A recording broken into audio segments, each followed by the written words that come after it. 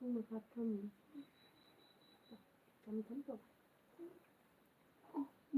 thầm sao đi ta bố lại phun không maka thầm mà nó ai nghe chị là chị rồi cho ra được ạ dạ mama go là cái ừ sẽ làm đi hầu đã đi mày lại xa thì đang cho con khơi ra cho cái này và bữa cặp phải lùi ta nông bộ it's first like guy Robita welcome my dear Robita ni Jam di saksar bosare Vicky blog hi Elena ma parang pai khali ji de ma kamai pa de ba ji de comment me am ji de pa ba nang hau di ye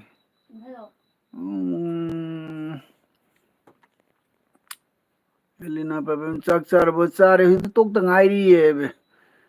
baby running kai jang sa ge ngasi je tanu na sare ye kai gi no no pada sidore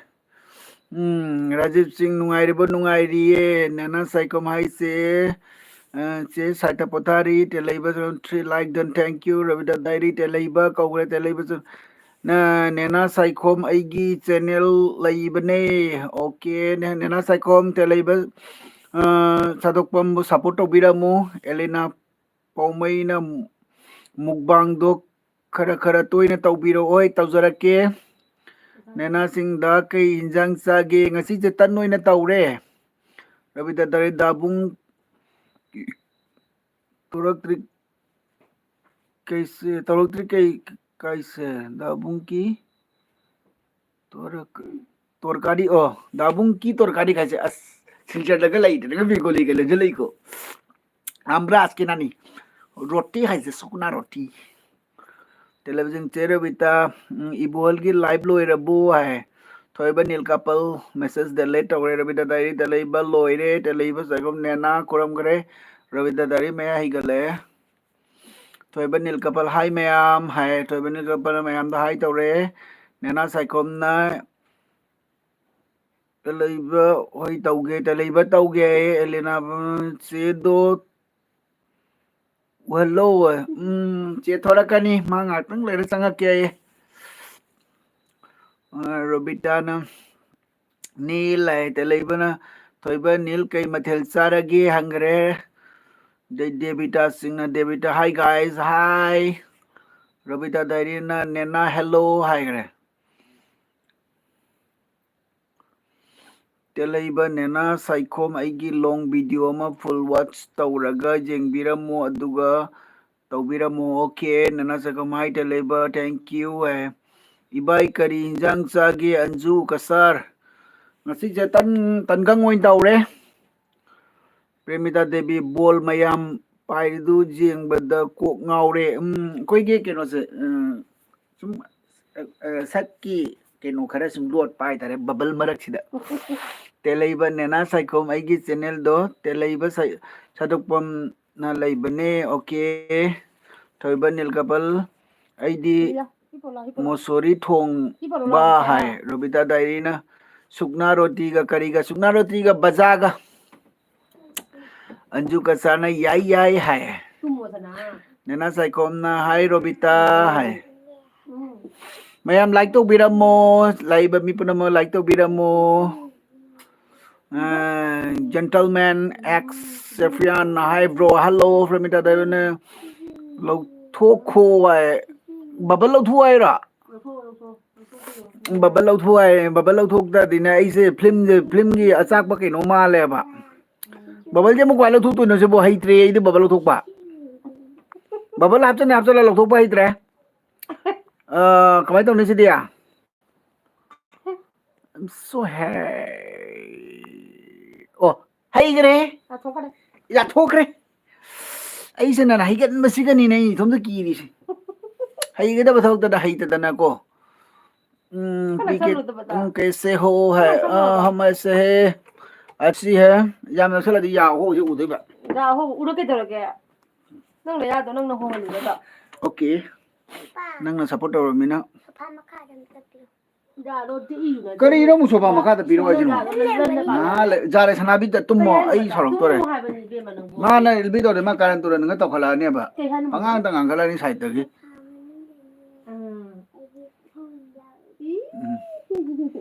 Monica jing che nu di che nu ma macha nu bi sum nge tawri. LB se bu tawra ba angang ni pharak ta tawsala ka ne ba. Nana se kom nang nga chare pike tum कहाँ से हो हम असम से है बेटी थोक्सम हाय रविता दारी नेना हाउरे है नेना सकोमा दा चेनु तो कई दौरीगे चेनु से अंगांग के तौरी है अंगांग सुम्मी मा जंगानी टेलीविजन दा बुंग पोजाम तारे ले रमे पोस्ट तागिने लखो जाद्रबनी अईगी सक्सेना ने ngang ngang lore खंपे खंपे खंग ओन बनी मेरीना शर्मा अनुसु ओल्लो है अनु लागे ngahatang layu ko laalage ma se khogi lila thom dai ka tawdrene dumaina puthoruk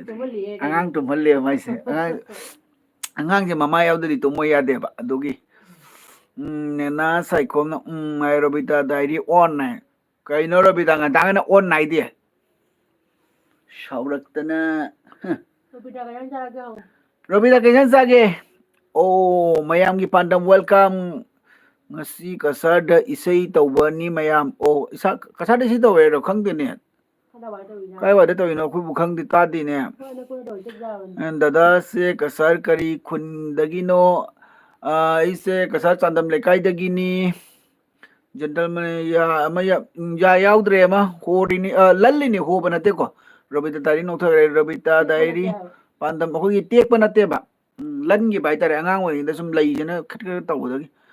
ayamba iche koraino iche nungsiba ayamba iche nungsiba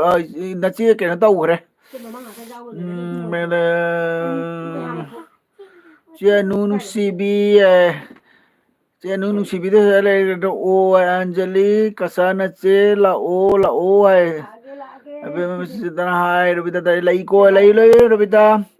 gadi mi cham drama ida like ni pan ga lai ba ni mayam like to biramo please like to biramo as a hoi se no and asum kari gi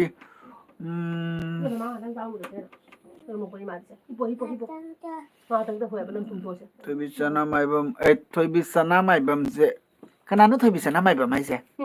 ta cũng tự vậy nè thoibisana maibam je ka gi gum to thoibisana maibam hai na je mi ta gum to tu mua sana tu mua thoibisana maibam je ai first sum gi like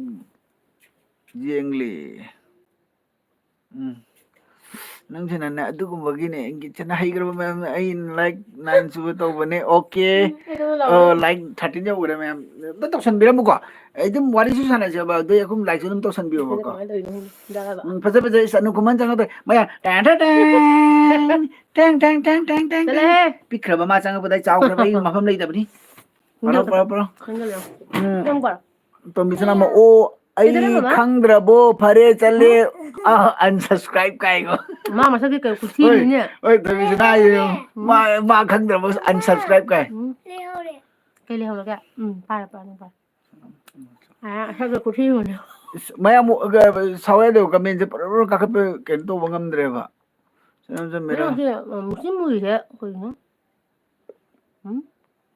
muri dara muna to ni ngan dan to ni मेरीना आईगी channel ले बने है मैं बना यम बकसर जोयपुर हाई बम कोई मणिपुर मुगला पे चेनु ना cái bộ khuman hay che cái nó tao là bộ sắc xa đâu buổi chenu Revita all in life the television bana sakta kari television ka na nungsi khraba huk ai khangdre kai television phagi tau ni da na bung na chenu hay hao nè na sắc xa đâu bu ꯅꯥꯆꯣꯝ ꯀꯩꯅꯣꯅ ꯀꯩ ꯍꯥꯏꯕ ꯄꯛꯇꯤꯌꯦ ꯅꯣꯏ ꯑꯅꯤꯁꯦ ꯍꯥꯏꯌꯦ thank you ꯄꯛꯇꯦ ꯍꯥꯏꯕꯤꯔꯛꯄꯒꯤꯗꯃꯛꯇ ꯗꯦꯕꯤꯇꯥ ꯁꯤꯡꯍꯒꯤ ꯀꯛꯊꯠꯈ꯭ꯔꯦ ꯔꯣꯕꯤꯇꯥꯅ please do like ꯍꯥꯏꯅ ꯃꯥꯏꯀ꯭ꯔꯣꯐꯣꯟꯗ ꯂꯥꯎꯈ꯭ꯔꯦ ꯑꯗꯨꯏꯗꯤ ꯑꯣꯀꯦꯅ ꯑꯣꯀꯦꯅ ꯍꯥꯏ ꯍꯥꯏ ꯔꯣꯕꯤꯇꯥꯅ ꯅꯃ ꯋꯦꯜꯀꯝ ꯍꯥꯏꯈ꯭ꯔꯦ ꯑꯗꯒꯤꯗꯤ ꯑꯅꯨꯁꯤꯡꯍꯅ ꯏꯆꯦꯅꯨꯅ ꯆꯥꯔꯦ ꯌꯦꯔꯨꯝ ꯍꯥꯏꯅ ꯍꯥꯏꯔꯦ ꯍꯥꯎꯔꯝꯒꯅꯤ ꯏꯆꯦ ꯑꯗꯒꯤꯗꯤ ꯄꯥꯟꯗꯝꯅ ꯀꯩ ꯍꯥꯏꯕ ꯏꯆꯦꯁꯦ ꯃꯁꯛ ꯌꯥꯝꯅ ꯐꯖꯔꯝꯃꯦ ꯀꯔꯤ ꯄꯤꯖꯕꯅꯣ ꯏꯌꯥꯝꯕ ꯈꯪꯖꯅꯤꯡꯉꯦ ꯍꯥꯏꯌꯦ ꯄꯥꯅꯤꯔꯣꯝꯕ ꯑꯅꯨꯁꯤꯡꯔꯣꯕꯣ ꯑꯅꯨꯁꯤꯡꯍꯅ ꯔꯣꯕꯣ ꯍꯥꯏꯌꯦ ꯑꯗꯩꯗꯤ ꯁꯤꯅ ꯀꯩꯅꯣ ꯃꯃꯤꯡꯁꯦ ꯖꯦꯟꯇꯜꯃꯦꯟ ꯑꯦꯛꯁ ꯀꯩꯅꯣ ꯍꯥꯏꯁꯦ ꯃꯌꯥꯝ ꯂꯥꯏꯛ ꯅꯝꯕꯤꯔꯝꯃꯣ ꯍꯥꯏꯌꯦ ꯊꯦꯡꯛ ꯌꯨ ꯁꯣ ꯃꯆ ꯃꯌꯥꯝ ꯂꯥꯏꯛ ꯇꯧꯕꯤꯔꯝꯃꯣ ꯊꯣꯏꯕ ꯅꯤꯂꯤ ꯀꯄꯜꯅ ꯅꯣꯛꯂꯛꯑꯦ ꯄ꯭ꯔꯦꯃꯤꯇꯥꯅ ꯀꯔꯤ ꯍꯥꯏꯕ ꯂꯩꯁꯥꯕꯤ ꯐꯥꯔꯦ ꯑꯕꯦꯝꯃꯗꯨ ꯃꯊꯟꯇ ꯇꯨꯝꯕ ꯇꯨꯝꯍꯜꯂꯣ ꯏꯆꯦ ꯍꯥꯏ ꯑꯇꯣꯟ ꯑꯇꯥꯡꯅꯤꯅꯅꯦ ꯃꯥꯁꯦ ꯈꯔ ꯀꯦꯕꯀꯣ ꯑꯗꯨꯗꯨꯒꯤꯅꯦ ꯑꯣꯀꯦ ꯍꯥꯏ ꯑꯣꯀꯦꯅ ꯍꯥꯏꯅ ꯀꯝ ꯍꯥꯏꯔꯦ ꯑꯗꯩ ꯁꯝꯅ ꯁꯝꯁꯝꯅ ꯁꯝꯅ ꯃꯤꯔꯤꯟꯗꯥ ꯍꯥꯏꯔꯣ ꯃꯤꯔꯟꯗ ꯃꯤꯔꯤꯟꯗꯥꯅ ꯀꯩ ꯍꯥꯏꯕ ꯗꯗꯥꯒ ꯏꯆꯦꯒ ꯀꯔꯤ ꯃꯊꯦꯜ ꯆꯥꯔꯛꯀꯦ ꯇꯥ ꯄꯥꯎꯈꯨꯝ ꯄꯤꯔꯛꯑꯣ ꯀꯔꯤ ꯃꯊꯦꯜ ꯆꯥꯔꯛꯀꯦ ꯍꯥꯏ ꯑꯣ ꯉꯁꯤꯁꯦ ꯇꯟꯒꯪ ꯑꯣꯏꯅ ꯇꯧꯔꯦ ꯇꯦꯜꯍꯩꯕꯅ ꯆꯦꯅꯨ ꯑꯩ ꯂꯤꯡꯗꯣ ꯈꯔ ꯁꯤꯌꯔ ꯇꯧꯕꯤꯌꯣ ꯍꯥꯏ ꯍꯣꯏ ꯍꯣꯏ ꯇꯧꯒꯦ ꯑꯗꯩꯗꯤ ꯊꯣꯏꯕꯤꯁꯅꯥꯅ ꯐꯥꯒꯤ ꯇꯧꯕꯗ ꯀꯩꯕ ꯐꯨꯅꯤꯡꯉꯤꯀꯣ ꯁꯤꯁꯨ ꯑꯩꯒꯤꯁꯨ ꯐꯥꯒꯤꯅꯤ ꯀꯩ ꯏꯟꯖꯥꯡ ꯆꯥꯔꯒꯦ ꯗꯗꯥ ꯏꯅꯝꯃꯒ ꯕꯨ ꯍꯥꯏꯌꯦ ꯗꯥ ꯍꯥꯏꯈ꯭ꯔꯣ ꯊꯣꯏꯕꯤꯁꯅꯥꯅ ꯍꯥꯏꯔꯤꯁꯦ ꯉꯁꯤꯁꯦ ꯑꯗꯒꯤ ꯇꯟꯒꯪ ꯄꯥꯟꯗꯝꯅ ꯇꯧꯔꯦ ꯑꯗꯨꯒ ꯑꯩꯗꯤ ꯆꯦ ꯀꯥꯡꯍꯧ ꯏꯌꯥꯝꯕ ꯅꯣꯏ ꯀꯥꯡꯍꯧ ꯑꯅꯤꯁꯦ ꯇꯧꯔꯒ ꯌꯥꯝꯅ ꯆꯥꯔꯦ ꯅꯨꯡꯁꯤ ꯌꯥꯝꯅ ꯄꯛꯑꯦ ꯀꯣ ꯑꯩꯒꯤꯗꯤ ꯍꯥꯏ ꯊꯦꯡꯛ ꯌꯨ ꯄꯥꯟꯗꯝ ꯊꯦꯡꯛ ꯌꯨ ꯌꯥꯝ ꯅꯨꯡꯁꯤ ꯏꯅꯥꯎꯅ ꯁꯨꯃꯥꯏꯅ ꯍꯥꯏꯕꯤꯔꯛꯄꯁꯦ ꯑꯩꯈꯣꯏꯕꯨ ꯄꯥꯟꯗꯝ ꯅꯨꯡꯁꯤꯕꯤꯕꯁꯦ ꯍꯧꯔꯕꯣ ꯒꯥꯏ ꯔꯕꯤꯇꯥꯅ ꯀꯩ ꯄꯥꯟꯗꯝ ꯍꯧꯔꯕꯣ ꯀꯥꯏ ꯃꯌꯥ ꯍꯤꯒꯠꯈ꯭ꯔꯦ ꯇꯦꯜꯍꯩꯕꯅ ꯀꯩ ꯍꯥꯏꯕ ꯃꯤꯔꯤꯟꯗꯥ ꯑꯩꯒꯤ ꯆꯦꯅꯦꯜ ꯂꯩꯕꯅꯦ ꯍꯥꯏꯌꯦ ꯇꯦꯜꯍꯩꯕꯒꯤ ꯆꯦꯅꯦꯜꯁꯦ ꯁꯞꯄꯣꯔꯠ ꯇꯧꯕꯤꯌꯣ ꯃꯤꯔꯤꯟꯗꯥ ꯑꯗꯒꯤꯗꯤ ꯀꯔꯤ ꯍꯥꯏꯕ ꯔꯥꯖꯋꯥꯟ ꯀꯦꯁ ꯏꯆꯦꯒ ꯕ꯭ꯔꯣꯒ ꯁꯤ ꯇꯧꯔꯛꯏ ꯌꯥꯝꯅ ꯆꯝꯃꯤ ꯅꯨꯡꯁꯤ ꯃꯌꯥꯝ ꯂꯥꯏꯛ ꯇꯧꯕꯤꯔꯝꯃꯣ ꯊꯦꯡꯛ ꯌꯨ ꯃꯌꯥꯝꯒꯤ ꯄꯥꯟꯗꯝ ꯍꯣꯏ ꯈꯔ ꯑꯗꯨꯝ ꯇꯧꯒꯅꯤ ꯏꯆꯦ ꯔꯣꯕꯤꯇꯥ ꯑꯣꯀꯦ ꯑꯅꯨꯁ ꯏꯆꯦꯅꯨꯅ ꯍꯧꯖꯤꯛꯇ ꯀꯔꯤꯕ ꯚꯥꯞ ꯇꯥꯔꯦ ꯀꯃꯦꯟ ꯎꯔꯦ ꯉꯁꯥꯏꯗꯩ ꯑꯃꯠꯇ ꯎꯗꯦ ꯑꯣꯀꯦ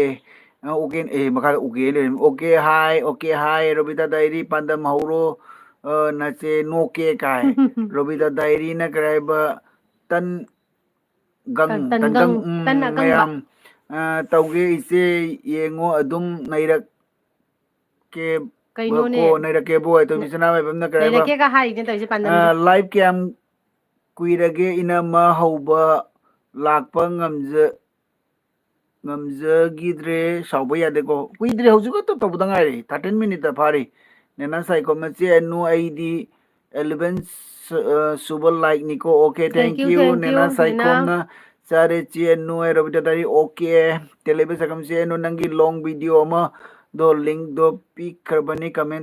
ꯀꯔꯝꯕ ꯀꯃꯦꯟꯗ ꯚꯤꯗꯤꯑꯣꯗꯅꯣ ꯀꯩꯅꯣ ꯍꯣꯏ ꯌꯦꯡꯒꯦ ꯄ꯭ꯔꯦꯃꯤꯇꯥ ꯗꯦꯕꯤ ꯀꯔꯤ ꯍꯥꯏꯕ ꯏꯅꯦꯝꯕꯣꯛꯀꯤ ꯀꯥꯏ ꯂꯩꯒꯦ ꯚꯤꯗꯤꯑꯣꯗ ꯑꯝꯇ ꯎꯗꯦ ꯑꯣ ꯏꯅꯦꯝꯕꯣꯛ ꯍꯧꯖꯤꯛ ꯀꯩꯅꯣ ꯌꯧꯈꯤꯗꯣꯔꯦ ꯏꯝꯐꯥꯜ ꯌꯧꯈꯤꯗꯣꯔꯦ ꯑꯩꯈꯣꯏꯅꯦꯕꯣ ꯏꯇꯦꯟꯒ ꯂꯩꯌꯦ ꯑꯗꯣ ꯏꯇꯦꯟꯒꯤ ꯃꯅꯥꯛꯇꯒꯤ ꯖꯦꯟꯇꯜꯃꯦꯟ ꯏꯝꯐꯥꯜꯗ ꯆꯠꯈꯤꯗꯧꯔꯦ ꯔꯤꯄ꯭ꯂꯥꯏ ꯇꯧꯕ ꯌꯥꯝꯅ ꯋꯥꯔꯝꯂꯅꯤ ꯕ꯭ꯔꯣꯁꯦ ꯑꯣꯀꯦ ꯑꯗꯨꯅꯤ ꯊꯣꯏꯕꯤꯁꯅꯥ ꯃꯥꯏꯕꯝ ꯏꯃꯧꯗꯤ ꯇꯨꯝꯈ꯭ꯔꯕꯣ ꯃꯥ ꯇꯨꯝꯗꯩ ꯇꯧꯈ꯭ꯔꯦ ꯃꯌꯥꯝꯒꯤ ꯑꯩꯗꯤ ꯈꯪꯗꯦ ꯃꯣꯏꯅ ꯄꯥꯔꯛꯇ ꯍꯥꯏꯕꯁꯤ ꯃꯣꯏꯅ ꯄꯛꯇꯦ ꯍꯥꯏꯕꯁꯤ ꯐꯨꯅꯤꯡꯉꯤ ꯃꯣꯏꯅ ꯀꯔꯤ ꯉꯝꯗꯅ ꯏꯌꯥꯝꯕ ꯏꯆꯦꯁꯤꯗ ꯑꯗꯨꯃꯥꯏꯅꯒ ꯍꯥꯏꯔꯛꯀꯅꯨꯀꯣ ꯄꯥꯟꯗꯝ ꯂꯩ ꯈꯪꯉꯨ ꯅꯣꯏꯈꯦ ꯊꯦꯡꯛ ꯌꯨ ꯊꯦꯡꯛ ꯌꯨ ꯑꯩꯅꯆꯤꯡ ꯀꯨꯃꯥꯏ ꯍꯥꯏꯖꯁꯅꯨꯗ ꯄꯥꯟꯗꯝ ꯈꯨꯃꯟ ꯑꯩꯒꯤ ꯅꯨꯡꯁꯤꯗꯕꯁꯨ ꯑꯗꯨꯝ ꯈꯨꯃꯟ ꯌꯥꯎꯗꯣꯏꯅꯦ ꯑꯩꯒꯤ ꯑꯩꯈꯣꯏꯗꯀꯣ ꯑꯂꯨ ꯄꯨꯝꯅꯃꯛꯇꯤ ꯅꯨꯡꯁꯤꯕ ꯍꯥꯏꯕ ꯀꯣꯂꯣꯏ ꯌꯥꯕ꯭ꯔꯗꯣ ꯊꯝꯃꯨꯀꯣ ꯑꯂꯨ ꯀꯣꯂꯣꯏ ꯊꯝꯒꯦ ꯏꯆꯦ ꯂꯥꯛꯑꯣꯅꯦ ꯅꯪꯇ ꯂꯥꯛꯑꯣꯅꯦ ꯂꯩꯇꯃꯤꯁꯝ ꯀꯔꯤꯕ ꯆꯥꯕꯤꯔꯕꯣꯅꯦ ꯏꯌꯥꯝꯕꯒ ꯏꯆꯦꯒꯁꯦ ꯏꯆꯦꯒꯁꯦ ꯑꯣꯀꯦ ꯆꯥꯔꯦ ꯆꯥꯛ ꯆꯥꯔꯦ ꯅꯦꯅꯥ ꯁꯥꯏꯈꯣꯝ ꯆꯦꯅꯨ ꯑꯉꯥꯡ ꯇꯨꯝꯈ꯭ꯔꯕꯣ ꯇꯨꯝꯗ꯭ꯔꯤꯌꯦ ꯇꯨꯝꯗ꯭ꯔꯤ ꯃꯥ ꯔꯕꯤꯇꯥ ꯗꯥꯏꯔꯤꯅ ꯏꯁꯩ ꯖꯒꯣꯏ ꯁꯥꯖꯤꯜꯂꯛꯑꯦ ꯅꯥꯎꯆꯥ ꯅꯥꯎꯔꯛꯄꯝꯅ ꯌꯥꯝ ꯆꯥꯅꯩꯌꯦ ꯌꯥꯝꯅꯁꯨ ꯅꯨꯡꯁꯤꯌꯦ ꯏꯇꯩꯃꯒ ꯅꯨꯡꯁꯤꯅꯩꯌꯦ ꯏꯅꯦꯝꯃꯒ ꯇꯥꯃꯣꯒꯁꯦ ꯇꯥꯃꯣꯒꯁꯦ ꯄꯨꯟꯁꯤꯒꯤ ꯑꯣꯏꯅ ꯈꯟꯅꯒꯅꯨꯀꯣ ꯑꯣꯀꯦ ꯊꯦꯡꯛ ꯌꯨ ꯂꯩꯕꯁꯦꯅꯨ ꯑꯅꯧꯕ ꯚꯤꯗꯤꯑꯣꯗ ꯑꯣꯀꯦ ꯅꯣ ꯊꯣꯏꯕꯤ ꯚꯤꯗꯤꯑꯣꯗ ꯁꯅꯥ ꯃꯥꯏꯕꯝꯅ ꯗꯗꯥ ꯏꯅꯝꯃ ꯈꯔ ꯋꯥꯔꯧꯔꯦ ꯍꯟꯗꯛ ꯃꯥ ꯋꯥꯔꯧꯔꯤ matam pumbada aigi big friend iyamba iche se noina hek alugi mathel oina hek oiradana ko adoni nauza programna kai mathel charage che daidi salai production na kaiba haujikan anauba video kharada manipur mi singna kasar macha pan nangang nase khara hayuko hai hai. okay okay gentlemen again see you next okay video brothers sisters love ki symbol piraga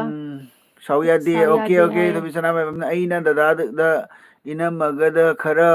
warori haibani ko hai khange thebisina nang warawi do khange ai hayeng ni tawge se ko hayeng thanggumbada tawragane thangalakturabane ko yangna aina warawi do khange ba thebisina mayamna iyamba ichegi damakta like tobiramo thank you single lifestyle dabung ccb ke cc camera chare kari bedel charage dagidi enena sak charabone na yai kala jai fare chare nu nangdi charabo salai production kaiba salai production nungaijade lampan pan nangang okay doni mane lam si panaroidabani ko chinaw ngantani khoi se mayangi padam manipur da laibasu kasada laibasu thamoi jaham phom da so laido ko dumai na maki khoi je loi chinaw ngantani manipur gi mi lam khara pan na ngangna na roisi hairaga adoni nena saikhom na kaisi nu se ngasi di yam fajarame so nice yam kan thakala kanu robida dairi lai ko dairi thank you khajai birakagi kareba the Taskiana kai injang charage tangang chare as Angela Nadar oh babita lae Thoibisana ai lai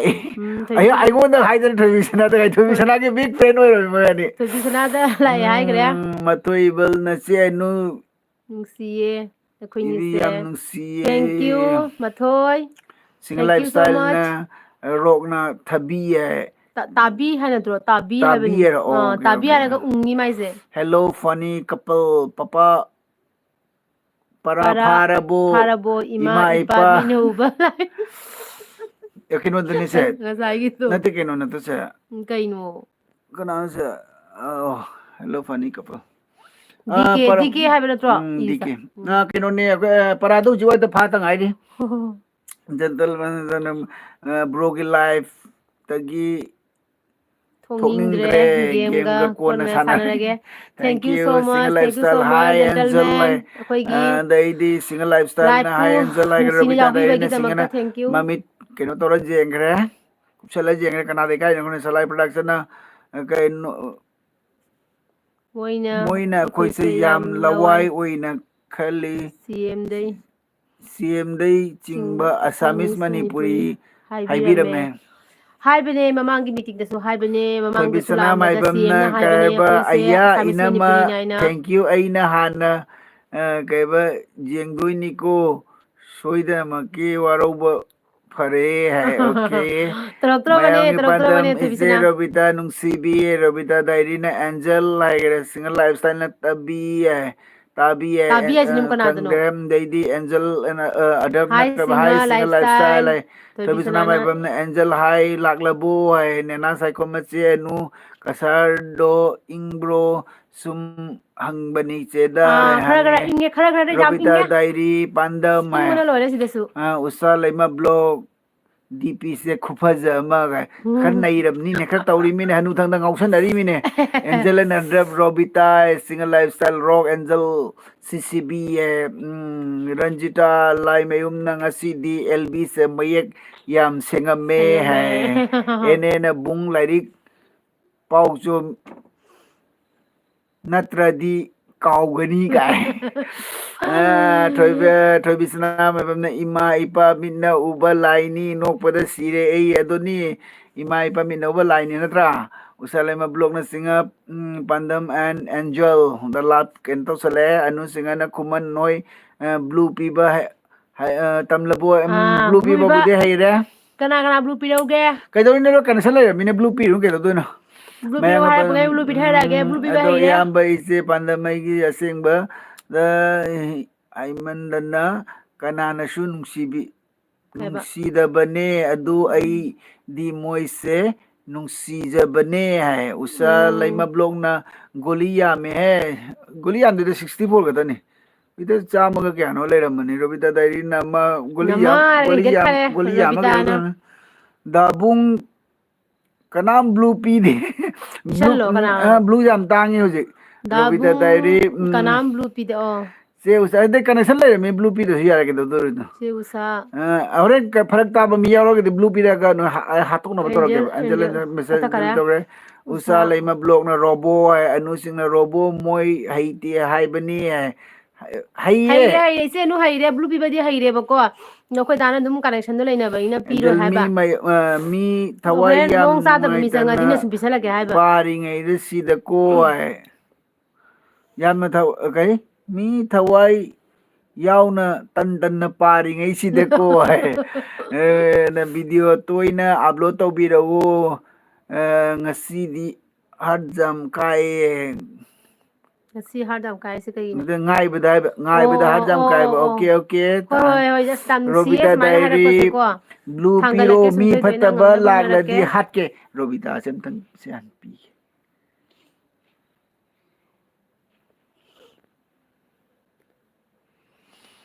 ꯑꯗꯩꯗꯤ ꯔꯣꯕꯤꯇꯥ ꯅꯪꯉꯣꯟꯗ ꯕꯨꯅꯨ ꯄꯤꯈ꯭ꯔꯕꯅꯤ ꯅꯦꯅꯥ ꯁꯥꯏꯈꯣꯝ ꯗꯥꯁꯨ ꯐꯖꯩ ꯀꯩꯅꯣ nice ꯐꯖꯅꯤ blue ꯂꯥꯛꯇꯦ ꯁꯤꯗꯤ ꯁꯤ ꯀꯔꯤ ꯂꯥꯛꯀꯅꯤ ꯉꯥꯏꯍꯥꯛ ꯂꯩꯊꯣꯔꯛꯀꯅꯤ ꯎꯠꯂꯛꯀꯅꯤ ꯑꯅꯨꯁꯤꯡ ꯎꯁꯥ ꯍꯥꯏ ꯔꯣꯕꯤꯇꯥꯗ ꯑꯁꯦꯡ ꯏꯈ꯭ꯔꯣ ꯎꯁꯥ ꯂꯩꯃ ꯕ꯭ꯂꯣꯛ ꯍꯣꯏ ꯑꯅꯨꯁꯤꯡꯍ ꯑꯁꯦꯡꯕꯩꯅꯤ ꯔꯣꯕꯣ ꯑꯩꯈꯣꯏ ꯃꯩꯇꯩ ꯃꯆꯥꯁꯤꯡ ꯑꯃꯅ ꯍꯥꯏꯗꯅ ꯅꯨꯡꯉꯥꯏꯇꯕ ꯇꯧꯅꯔꯣꯏꯁꯤ ꯂꯥꯟ ꯂꯣꯏꯗ꯭ꯔꯤ ꯑꯩꯈꯣꯏ ꯅꯈꯣꯏ ꯑꯃꯠꯇꯅꯤ ꯏꯃꯥ ꯑꯃꯠꯇꯒꯤ ꯃꯆꯥꯅꯦ ꯃꯥꯅꯦ ꯃꯥꯅꯦ ꯅꯣꯏ ꯃꯩꯇꯩꯅ ꯃꯇꯝ ꯄꯨꯝꯕꯗ ꯀꯥꯎꯒꯅꯨꯀꯣ ꯍꯥꯏ ꯅꯣꯏ ꯃꯩꯇꯩꯅꯦ ꯍꯥꯏꯕ ꯀꯥꯎꯒꯅꯨ ꯑꯣꯀꯦ ꯔꯣꯕꯤꯇꯥ ꯗꯥꯏꯔꯤ ꯑꯣꯀꯦ ꯅꯃ ꯍꯥꯏ ꯊꯣꯏꯕꯤꯁꯅ ꯃꯥꯏꯕꯝꯅ ꯀꯩ ꯃꯇꯝ ꯀꯨꯏꯔꯦ ꯉꯥꯏꯖꯔꯛꯄꯗꯣ ꯑꯗꯨꯕꯨ ꯇꯧꯔꯛꯀꯗ꯭ꯔꯥ ꯇꯧꯔꯛ ꯇꯧꯔꯛ ꯇꯧꯔꯛꯇꯕꯗꯨꯗ ꯇꯧꯔꯛꯇꯕꯗꯨꯗ ꯋꯥꯔꯧ ꯋꯥꯔꯧꯖꯔꯨꯔꯦ ꯇꯧꯕꯤꯗ꯭ꯔꯦ